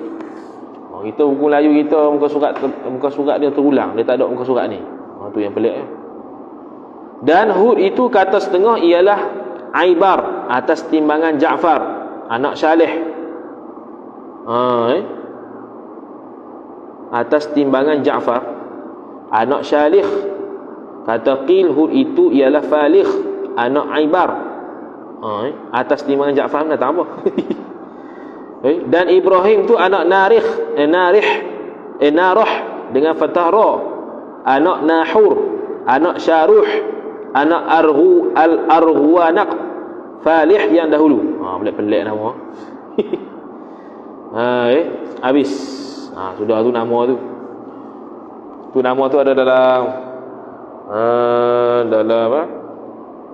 Dalam kitab usul tafsir ada nama-nama nabi ni. Kemudian kata musannif rahimahullahu taala, kata setengah ulama wajib atas mukmin orang beriman mengetahui yang demikian itu, demikian nama-nama rasul yang 25 ni. Dan wajib mengajar anak seorang dan isteri seorang dan khadamnya, pembantunya seorang akan sekalian nama anbiya yang disebut dalam Quran itu. Yang ni 28 lah kalau ikutkan, tapi yang 8 ni yang 3 akhir ni khilaf. Jadi yang mu'tamadnya 25. Hingga percaya mereka itu isteri, khadam dan anak tu. Dengan mereka itu sekalian Nabi alaihi wassalam, dan membenarkan akan mereka itu rasul, yakni oleh isteri, khadam dan anak. Dengan sekalian mereka itu rasul. Dan jangan menyangka mereka itu anak, isteri dan khadam bahawasa yang wajib itu beriman dengan Nabi sallallahu alaihi wasallam saja. Bukan. Maka hanyalah tu faqat. Bukannya hanya beriman pada Nabi saja wajib. Tak, beriman pada Musa wajib, Isa wajib, Nuh wajib, Adam wajib. Maka bahawasa beriman dengan sekalian anbiya, ada yang tersebut nama mereka itu anbiya di dalam Quran, atau yang tiada tersebut wajib atas tiap-tiap mukallaf, maka yang sudah sabit nama mereka itu di dalam Quran itu wajib kita percaya dengan mereka itu rasul-rasul satu-satu, yang secara tafsir yang disebutkan dalam Quran satu-satu, maka wajib kita tahu secara tafsir satu-satu juga. Dan yang tiada kita ketahui nama mereka itu rasul, wajib kita percaya atas jalan perhimpunan, iaitu ijmali. Mana kalau tak sebut lam naqsus alik, kami tidak ceritakan sebahagian rasul itu pada kamu, tak tahu nama. Itu kena tahu, wajib juga kita i'tiqad ada nabi, ada rasul, tapi secara umum, secara ijmali, bukannya secara tafsili, kerana kita tak tahu nama. Makna yang demikian itu bahawasanya apabila mendatangkan atasnya oleh seorang, atas seorang oleh seorang yang lain daripada mereka itu alaihi wassalatu wassalam. Jadi sini makna yang demikian mana kalau sebut nama dalam Quran wajib i'tiqad secara sesuatu, dan yang tak disebut dalam Quran wajib i'tiqad secara menyeluruh ijmali. Faham demikian itu. bahwasanya apabila mendatangkan atas seorang oleh seorang, yakni seorang yang lain. Kalau seseorang mendatang sini makna menanyakan daripada mereka itu rasul, tiada ingkar akan nabi seorang itu. Contoh seorang kata Idris itu nabi tak, dia pun tak ingkar, kata nabi lah. Itu dikira beriman tu. Dia tak wajib hafal atas pandangan mu'tamad. Dia khilaf, kenapa ada ikut turutan? Khilaf ulama. Pandangan mu'tamad tidak wajib. Cukup kalau kata Zulkifli tu rasul tak? Ya, rasul. Sudah. Walaupun berterabur dia punya urutan dia, tak ada masalah. Tidak ingkar. Daripada nabi itu, daripada yang hal keadaan nabi yang disebut tu, daripada yang ijma' atas nubuwahnya, nubuwah nabi. Jadi kalau dia kata Uzair itu rasul tak? Bukan rasul, maka tidak jadi kafir, kerana dia tidak ijma' pada nubuwahnya. Ada khilaf, dia itu nabi ke, dia itu rasul ke, dia itu wali. Pada Uzair, Luqman dan Dzulqarnain. Kalau tiga-tiga tu orang kata rasul ke tak, kita pun kata tidak. Tak ada masalah pada i'tikad, kerana tidak ijma' pada nubuwah dia. Dan bukannya makna wajib hamba bagi sah iman.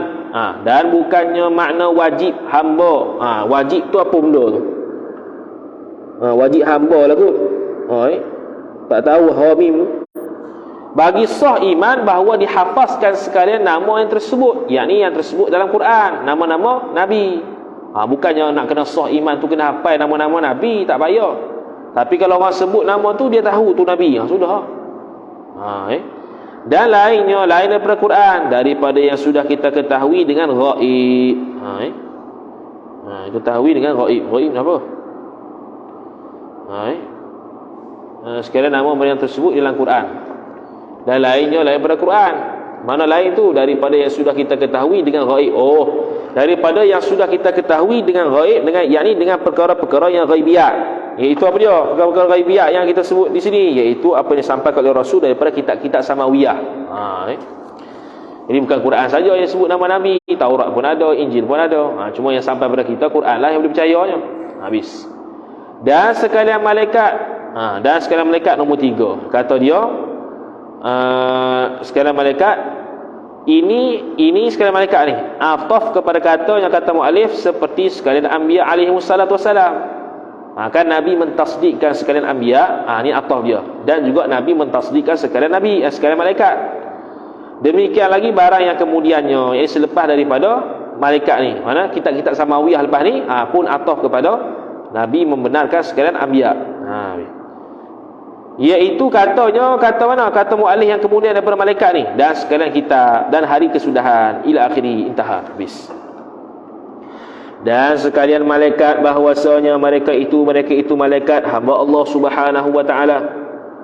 Tiada derhaka mereka itu malaikat akan Allah taala, barang yang menyuruh akan mereka itu malaikat, dan mengejarkan mereka itu malaikat akan barang yang disuruh mereka itu malaikat. Mana tidak ingkar.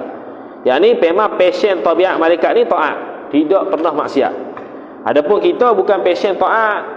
Kita ni boleh passion taat, boleh passion maksiat. Jadi sebab itu ada kira dosa pahala. Dan bahawasa sekalian mereka itu malaikat pesuruh Allah Taala, antara malaikat, antara Allah dan antara makhluknya, antara makhluk Allah. Jadi malaikat ni ibarat wasitah, jalan tengah antara penyampai makhluk kepada Allah Ta'ala. Allah Ta'ala dengan makhluk ada wasitah dia, iaitu malaikat. Dia sebagai rasul, pesuruh Tuhan. Jadi dia pesuruh Tuhan untuk menyampaikan wahyu. Contohnya dia sampai kepada Nabi, sampai kepada Rasul, Rasul pula sampai kepada umat. Dan bahawasanya ni makhluk sini boleh kena pada Nabi dan Rasul. Jadi Allah Ta'ala menurunkan satu suruhan. Dia suruh Jibril beritahu Nabi beritahu umat. Jadi Jibril, malaikat ni sebagai wasitah antara Allah dengan makhluk. Dan bahawasa mereka itu malaikat benar daripada barang yang mengkhabarkan mereka itu malaikat dengan barang. Apa yang disampaikan oleh malaikat betul. Jadi tertolak perkataan Syiah kata Rasul tu sepatutnya Sayyidina Ali, bukannya Muhammad. Malaikat bohong, malaikat silap. Boleh pula malaikat silap daripada Allah Subhanahu wa taala. Dan bukannya mereka itu malaikat laki-laki, dan bukannya malaikat itu perempuan. Siapa yang i'tiqad malaikat laki-laki fasik, siapa yang i'tiqad malaikat perempuan kafir. Kafir ya. Dan tiada makan dan tiada minum. Yang ni malaikat tu tak makan tak minum. Dan tiada ada pada mereka itu malaikat syahwat. Yang ni apa-apa syahwat. Syahwat makan ke, syahwat minum ke, syahwat berjimba ke, lain-lain. Dan bilangan mereka itu malaikat tiada yang mengetahui dia bilangan malaikat. Mereka melainkan yakni yang tahu Allah Ta'ala sahaja. Jadi di Baitul Izzah itu 70,000 malaikat tiap-tiap hari masuk. Dan bila keluar tak akan masuk dah. Mana malaikat makhluk yang paling banyak di atas alam. 70,000 tiap-tiap hari masuk setiap hari. 70,000 di Baitul Izzah. Lepas mereka itu keluar daripada Baitul Izzah, tidak akan masuk dari Baitul Izzah melainkan malaikat lain pula. Itulah sejak Nabi Adam, sejak dulu sampai sekarang. Jadi malaikat makin bertambah, tidak berkurang sikit abu. Okay. Kemudian dan sekalian kitab. Ini atah kepada membenarkan baki sekalian Nabi tadi. Yang diturunkan Allah Ta'ala daripada langit dengan lafaz yang baharu. Tengok. Diturunkan kitab tu dengan lafaz yang baru. Jadi perkataan yang pada kitab Allah, Quran, Taurat, Injil itu baru. Berkata-kata Allah baru. Perkata Allah qadim. Pada beberapa lauh. Lauh ni papan. Lauh mahfuz lah. Kalau lauh mahfuz, papan yang terpelihara. Papan mana? Papan yang tulis segala benda, termasuk Quran, takdir dan sebagainya. Atau pada lidah malak, iaitu malaikat. Batu Jibril menyampaikan wahyu pada Nabi, maka betul Jibril itu apa yang disampaikan, maka Nabi pun sampai kepada kita ayat Quran tersebut. Dan perhimpunan itu, yakni perhimpunan nyonya kitab, seluruhnya itu 104 kitab diturunkan pada Nabi, habis titik. 104 kitab titik. Ini pandangan yang bukan mu'tamad. Pandangan yang mu'tamad tawakuf wallahu alam bilangan sebenar. Cuma ni pandangan masyhur. Nombor 4 tepi itu katanya, kata muallif, dan perhimpunannya ilah yang tahqiqnya bahawa kita bertahan daripada menghinggakan yang demikian itu demikian kita. Tahan makna tawakuf. Yang tahqiqnya tawakuf, tak payah buat bilangan.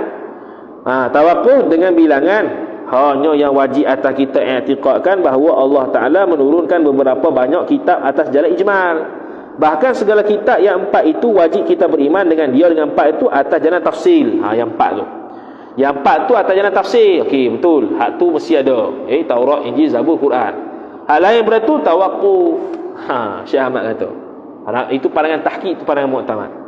Kita kata semula, Syekh Ahmad kata gitu kat sini, kat kitab Faridah pun dia sebut 104 kau. Dia kat taklikat tepi ni dia kata yang tahqiqnya tak payah sebut bilangan, tahankan diri daripada sebut bilangan. Kita kata pula dah Syekh Ahmad sebut juga bilangan 104 tu di Faridah.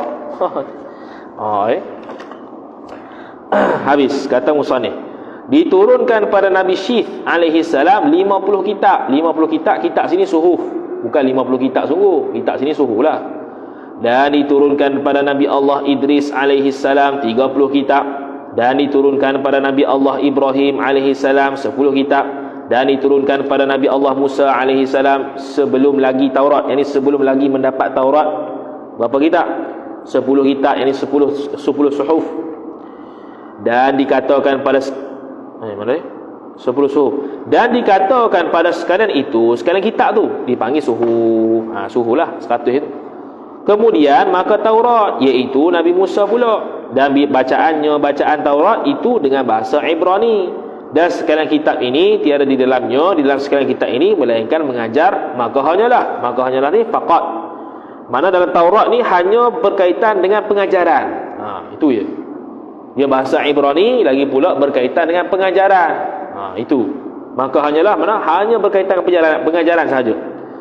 Dan diturunkan pada Nabi Isa alaihi salam Injil, dan bacaan Injil itu dengan bahasa Syriani. Dan diturunkan pada Nabi Daud alaihi salam Zabur, dan bacaan Zabur itu dengan bahasa Qibti Mesir. Dan diturunkan pada penghulu kita Nabi sallallahu alaihi wasallam Quran, dinamai pula Furqan. Dan bacaan Quran ataupun Furqan ni dengan bahasa Arab. Ada yang nama Furqan, ada yang nama kitab, ada yang nama Az-Zikru, macam-macam. Tu rujuk usul tafsir pula. Dan yang 3 ini mana? Iaitu Injil dan Taurat dan Quran. Iaitu Taurat, Injil, Quran. Di dalam Taurat, Injil, Quran adanya hukum dan pengajaran dan kisah. Dan yang berpegang dengan Injil dinamai akan orang yang berpegang dengan Injil Nasrani. Dan yang berpegang dengan Taurat dinamai akan yang berpegang dengan Taurat Yahudi. dan keduanya Yahudi dan Nasrani dinamai akan keduanya ahlul kitab. Selain daripada ni, ummiyin, majusi, ummiyin, Hindu Buddha yang bukan Taurat Injil, ummiyin contohlah. Dan yang berpegang dengan Zabur dan segala suhuf dinamai akan orang yang pegang dengan Zabur dan suhuf ni syabihatu kitab, syubhatu kitab. Dengan mana? Menyerupai macam ahli kitab. Dan yang berpegang dengan Quran dinamai akan orang yang berpegang dengan Quran mukmin muslim, orang beriman dan orang Islam. Tu dia punya cop dia. Orang yang pegang dengan Taurat Yahudi, orang pegang dengan Injil Nasrani, orang yang pegang dengan Zabur dan suhuf dia panggil syubhatu kitab. Orang yang berpegang dengan Quran itu mukmin dan muslim. Habis. Kata setengah ulama, muka surat pun dah berterabur. Muka surat apa? Muka surat 39. No terabur ni. Ni dia. Bermula sokmo.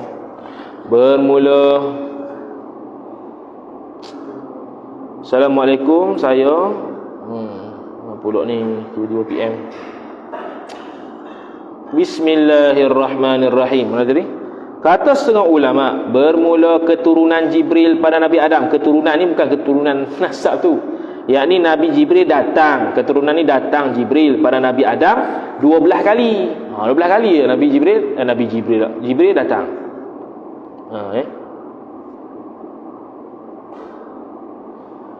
Dan pada Nabi Idris 4 kali. Pada Nabi Nuh 50 kali. Dan pada Nabi Yaqub 4 kali. Dan pada Nabi Ibrahim 40 kali. Ni baca ni. Dan pada Nabi Musa 400 kali.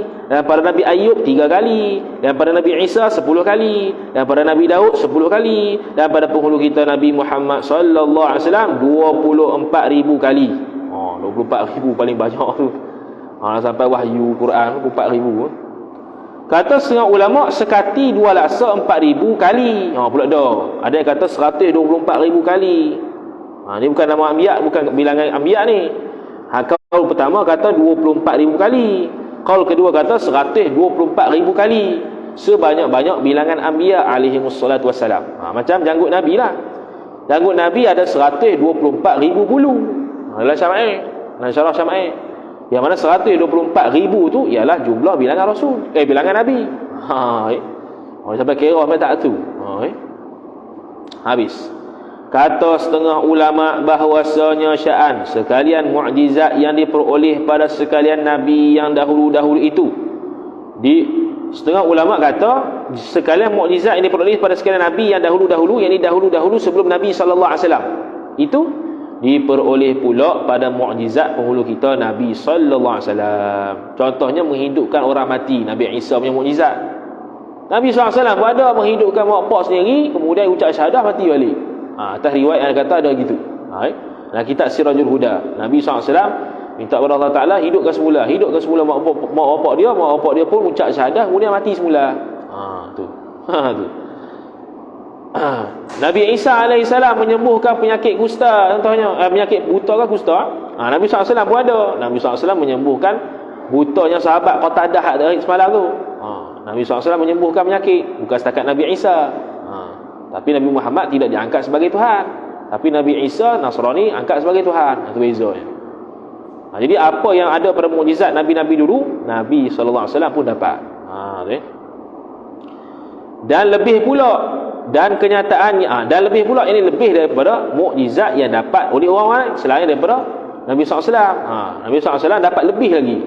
Dan kenyataan yang demikian itu, kenyataan kata mukjizat dulu-dulu sama dapat dengan Nabi juga dan lebih, hendaklah tuntut olehmu pada orang yang alim. Pergi cari orang alim, tengok cerita dia.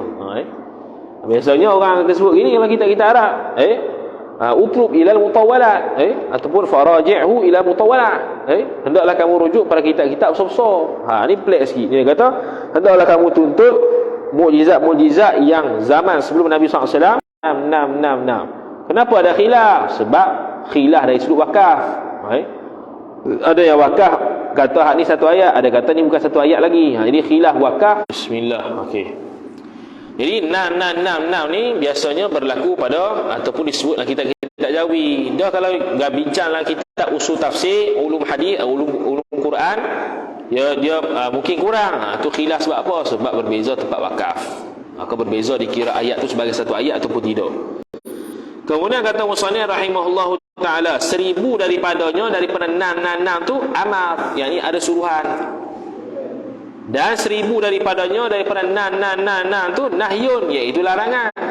Dan 1000 daripadanya nan tu wa'dun, arti wa'dun, janji dengan memberi pahala. Dan 1000 daripadanya nan tu dari wa'id, arti wa'id, janji dengan siksa. Dan 1000 daripadanya daripada nan tu ibaratul amsal, artinya ibaratul amsal, mengunjung setengahnya akan setengahnya. Apa mengunjung tu? Nombor 1, ta'amul olehmu, yakni perhatilah olehmu akan ini tafsir. Dan yang ma'rufnya, disuruh ta'amul, betul ke tak yang berkaitan dengan mengunjung setengah akan setengah ni? Dia kata, dan yang ma'rufnya, yang terkenalnya bahawasanya iaitu 1000 ni, yang baki ni, segala ayat yang ada padanya pada 1000 ni, bandingan dan umpamaan, wallahu alam, perumpamaan lah. Jadi mengunjung ni tak tahu benda apa ni. Tak tahu mengunjung apa dia tu. Ibaratul amsal, kalau dalam bahasa Arab ibaratul amsal. Ibaratul amsal tu fahamlah, iaitu dalam Quran tu ada misal-misal. Ada 1000 ayat berkaitan misal sahaja.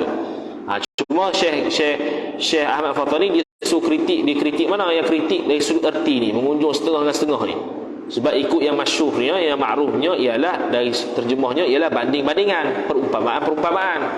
Sebab ibaratul amsal kan, misal-misal dalam Quran tu pun ada 1000 ayat. Tu.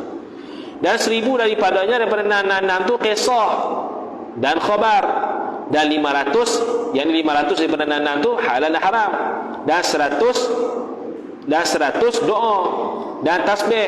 Dan 60 lagi nasikh mansukh. Nasikh mansukh ni yang mansuhkan lah. Nasikh mansukh berkaitan dengan hukum. Hukum ni ada apa, ayat ni dalam Quran ada, tapi sudah dimansuhkan hukum dia. Nasikhnya mana? Guna ayat lain. Tu ada 60. Dan hari kesudahan, itu hari kiamat. Tu. Dan iaitu kiamat, daripada mati hingga tetap isi syurga dalam syurga. Tetap ni mana duduk mustautin dah, isi syurga, yakni ahli syurga di dalam syurga, dan isi neraka, yakni ahli neraka di dalam neraka. Nokta. Tu kiamat. Sebab dinamai akan hari kiamat itu hari kesudahan. Kerana bahawasanya hari kesudahan tiada malam kemudian daripada hari kesudahan. Tak ada malam. Sebab tu dia panggil hari akhir. Hari kesudahan, hari akhir. Al-yaumul akhir, terjemahan Melayunya hari kesudahan. Sebab apa hari kesudahan? Kerana tak ada padanya malam. Tak ada malam dah. Tu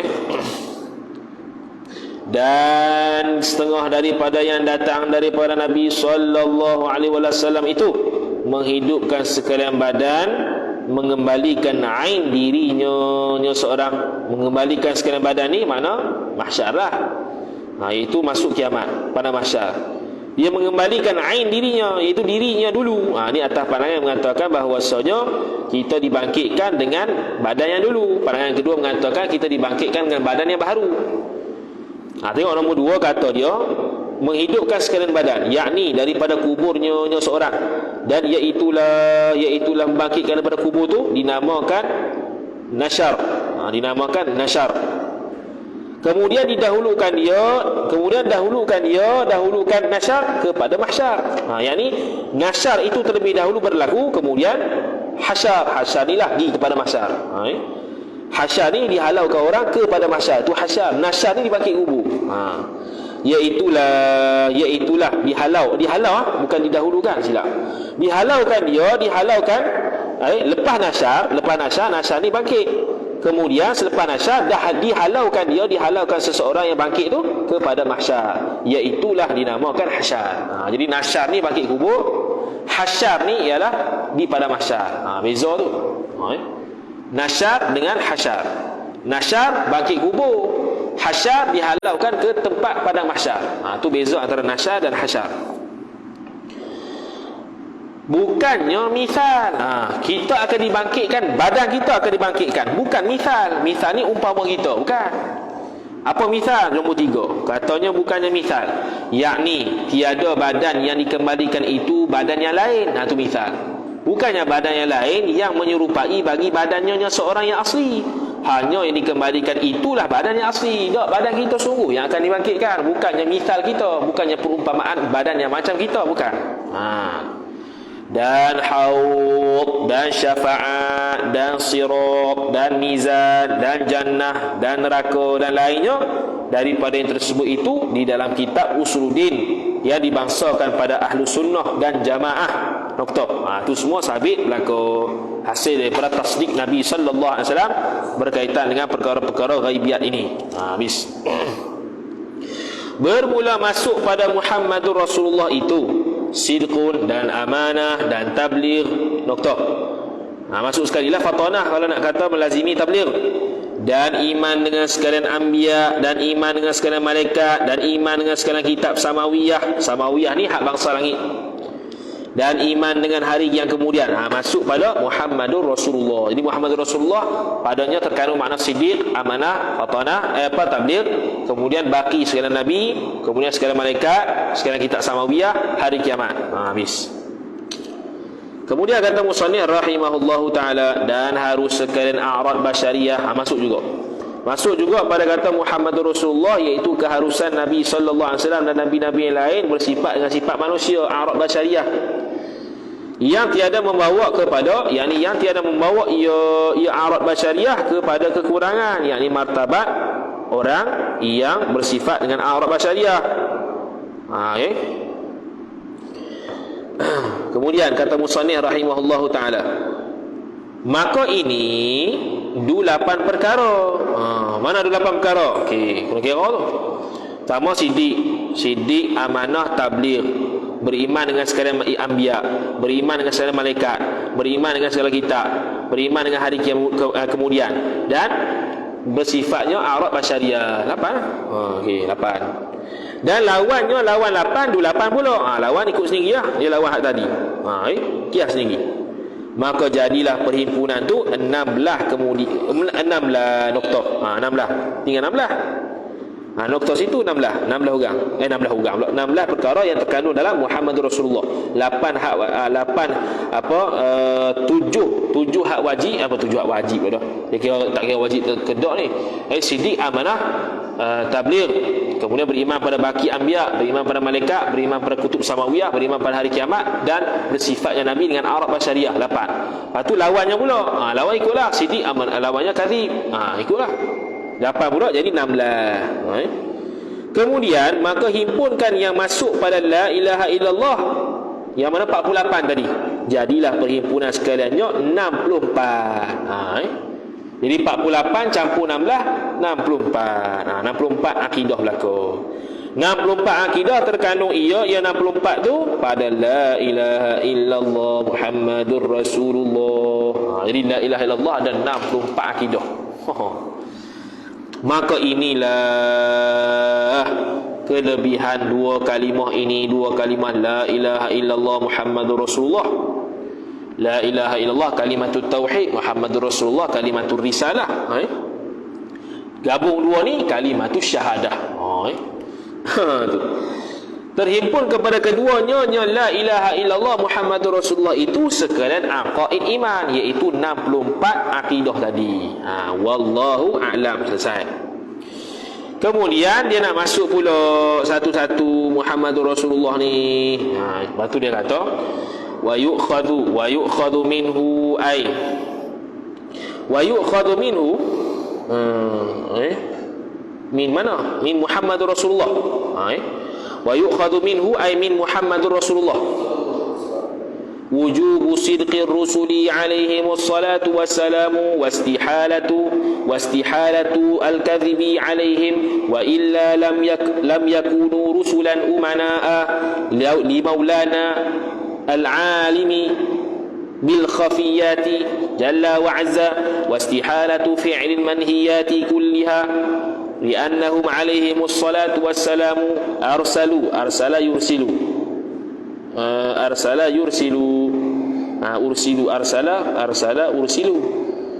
ursilu dihantarkan. Ursilu kot. Sekejap tengok terjemah. percaya bagi Tuhan kita yang mengetahui dengan segala yang tersembunyi dalam azab, dan mustahil mengerjakan mereka itu akan pekerjaan mereka itu disuruh. Mereka itu bahawa mengajar mereka itu disuruh. Disuruh ursilu. Betul lah. Kalau Allah mengutuskan arsala ar-rasul. Jadi ursilu, diutuskan mereka itu liyu'allimu, allama yu'allimu, allama yu'allimu, liyu'allimu al-haqqa bi aqwalihim wa af'alihim wa sukutihim. Sukutihim ni takrir lah. Af'alihim perbuatan, aqwalihim perkataan, sukutihim ni takrir. Yang macam bok tu. Orang tanya Nabi makan bok tak? Nabi diam, tak kata ya, tak kata tidak. Tu takrir, tu sukut. Takrir itu pengakuan. Fayalzamu ayyakuna fi jami'iha. Fayalzamu ayyakuna fi jami'iha, jami'i aqwalihim wa af'alihim wa sukutihim. Yakunu mukhalafatun di amri maulana jalla wa azza alladhi ikhtarahum, ay ikhtarallahu ala jami'il khalqi wa amanahum ala sirri wahyi. Habis tu dah baca silap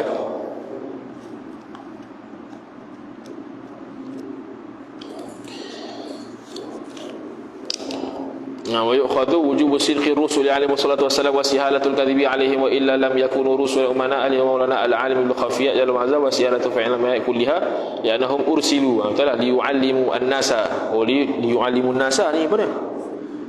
Liyu'allimul haqqa. Pelik. Setengah Rasul liyu'allimun nasa. Liyu'allimu an-nasa. Ini bi aqwalihim wa af'alihim wa sukutihim fayazamu alla yakuna fi jami'iha mukhalafatun li amri maulana jalla wa azza alladhi ikhtarahum ala jami'i khalqih wa aminahum ya apa? Wa aminahum, dia alif tu bukannya panjang, dia hamzah tu pelik wa aminahum ay aminallahu ar-rusula ala sirri wahyi. Aminahum makna menjaga, mengamankan mereka.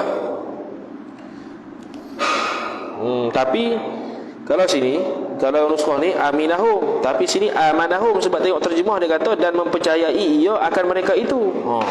Kalau percaya mana amanahum? Bukan, betul lah aminah. Ni kejap. Aminahu wa amanahum min khauf. Wa amanahum, mengamankan mereka. Ini percaya. Wa aminahum. Wa aminahum. Wa aminahum. Aminah.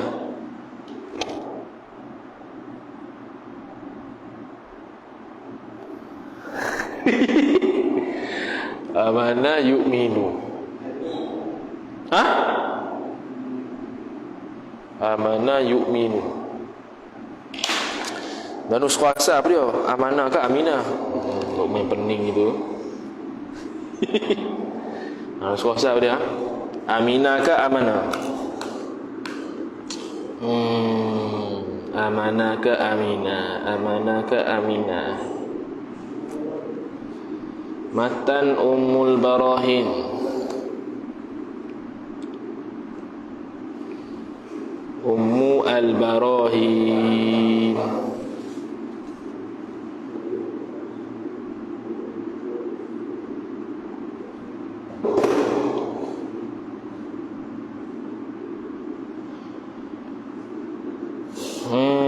Amanah enggak aminah apa?